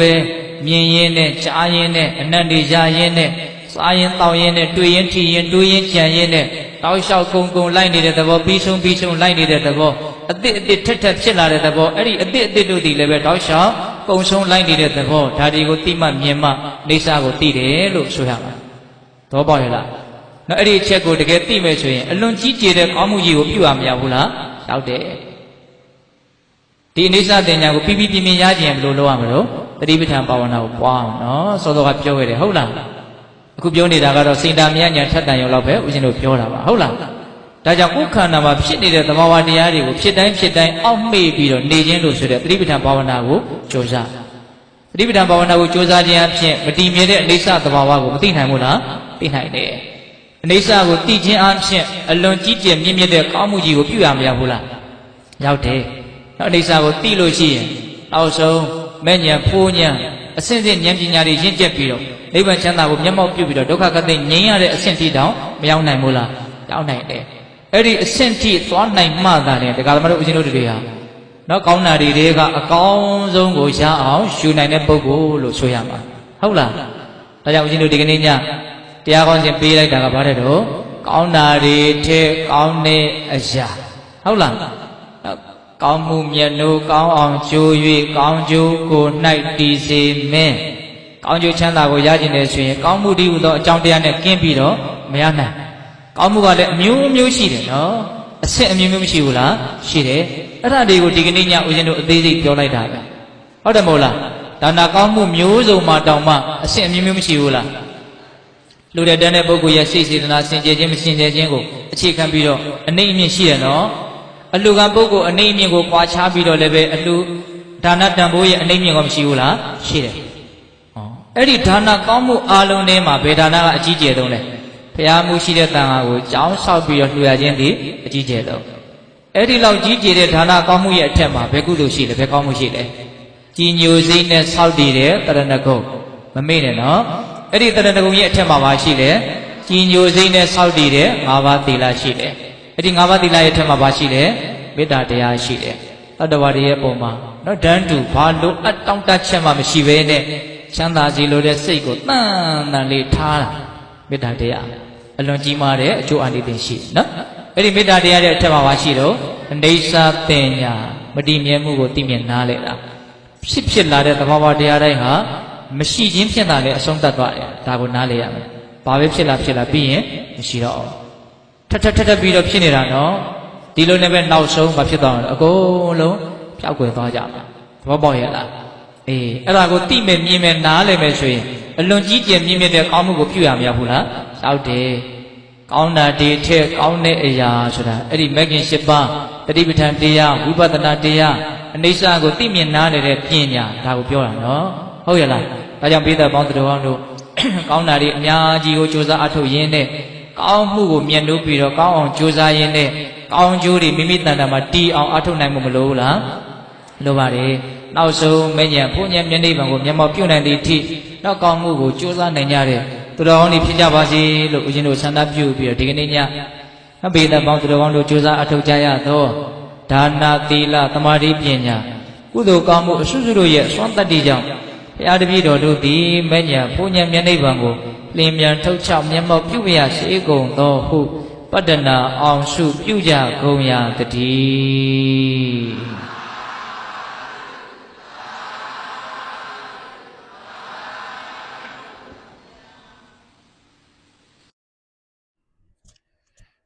သစ္စာရွှေစီဆရာတော်ဘုရားပြောရတဲ့ကောင်းတာတွေနဲ့ကောင်းတဲ့အရာဒီတရားတော်မှာဆိုလို့ရှိရင်တဏ္ဍာကုံစောက်တည်ခြင်းအကြောင်းအရာကိုဒီဆရာတော်ဘုရားကပတ်သက်ပြီးတော့အကျေတော်ဝင်ရှင်းပြပြီးတော့ဒီတရားနားထောင်နေတဲ့တရားတော်သားစဉ်ပြည်သူအပေါင်းတို့ကိုဘယ်လိုလေးနားထောင်တင်နေဘာတွေဖြစ်တင်နေဆိုတာကိုလည်းသူကဆရာတော်ဘုရားကြီးကပြပြသွားတာဖြစ်ပါတယ်တဏ္ဍာကုံစောက်တည်ခြင်းအကျိုးမှာဒီတဏ္ဍာကုံထဲမှာကဆရာတော်ဘုရားကြီးပြောသွားတဲ့အပိုင်းဆိုလို့ရှိရင်ဒီဆရာတော်ဘုရားကဒီရှေ့ကဒီတဏ္ဍာကုံစောက်တည်ခြင်းဆိုတဲ့ဒီလူတွေကပေါ့နော်တမန်ကရှံကာလေးစောက်တည်လိုက်တာလားဒါမှမဟုတ်စိတ်ရောကိုပါနှစ်ပြီးတော့စောက်တည်လိုက်တာလားအဲ့အမျိုးမျိုးသောအကြောင်းအရာတွေအကုန်လုံးကပတ်သက်ပြီးတော့ပါဝင်သွားတာအမှပြီးတော့ဒီတဏ္ဍာကုံစောက်တည်ခြင်းအကျိုးရောကြောင့်ဒီစိတ်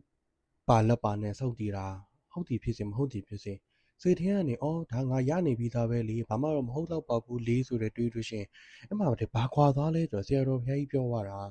အမှဒီကုသိုလ်ရပုံရနေရလဲခွာသွားပြန်ရောပြီးတော့နောက်တစ်ခုကဒီတရဏဂုံစောက်တည်ပြီးတော့ကျွန်တော်တို့ဒီဘုရားဘလို့တရားရဲ့အားထုတ်မလဲဆိုတာကိုလည်းတရားဘာမှမရှိဘူးခန္ဓာမှာပဲရှိရခန္ဓာမှာရှိရတဲ့ဒီတရားဒေသနာတော်ကိုကျွန်တော်တို့တွေကဒီလိုကြားနာရခြင်းအပြင်ဒီသစ္စာရွှေစီဆရာတော်ပြောပါတယ်မှာကဘလို့တရားဒေသနာတော်ပဲဖြစ်ဘာပဲဖြစ်ဖြစ်ကိုယ်တိုင်ကစူးစမ်းအောက်ထုတ်ပြီးရလာတဲ့တရားဒေသနာတော်နဲ့ဘယ်ဟာမှမတူပြန်ဘူးတဲ့အဲ့တော့တရားတော်ကိုရှေ့စောက်တည်ခြင်းအကျိုးကလည်းအမှသူ့ရဲ့စောက်တည်ဘုံစောက်တည်အပ်တဲ့ဤပညာဆိုတာလည်းလိုအပ်သေးတယ်အဲ့တော့ဒီတရားဒေသနာကိုကျွန်တော်ကြားသိသလောက်မှတ်သလောက်ကြားသလောက်မြင်ရသလောက်ကျွန်တော်ရဲ့အသိဉာဏ်နဲ့ပြောမယ်ဆိုလို့ရှိရင်ဒီဆရာတော်ဘုရားဒီပုံစံကွက်ထဲမှာနေတာတဲ့ပုံစံကွက်ထဲကိုဘောင်ကျော်ပြီးတော့တွေးတောဆင်ခြင်ပြီးတော့ဘလို့ကုသိုလ်တွေရဲ့အကျိုးတရားတွေအများကြီးရအောင်လုပ်မလဲဆိုလို့ရှိရင်ဒီတရားကောင်းစဉ်နဲ့အညီကောင်းတာတွေတဲ့ကောင်းတဲ့အရာဘလို့ရအောင်လုပ်မလဲဆိုဟောကြားပြသပေးတာဖြစ်ပါတယ်အဲ့တော့ဒီဆရာတော်ဘုရားပြောရတယ်ဒီတရားတော်မှာဆိုလို့ရှိရင်ကျွန်တော်ရဲ့တရားနောတာစင်တာတွေမိဘပြည်သူပေါင်းလည်းဒီဆရာတော်ဘုရားရဲ့တရားဒေသနာကိုကြားနာပြီးစိတ်ချမ်းသာကိုယ်ကျန်းမာခြင်းနဲ့အားလုံးပြည့်စုံပြီးတော့လူရင်းစတိုင်းတုံးတော်လည်းပြည့်စုံကြပါစေလို့ဆုတောင်းရင်းနဲ့ပဲကျွန်တော်ဒီကုန်းချုပ်လိုက်ပါတယ်အားလုံးပဲကျမရှုံးနိုင်ကြပါစေ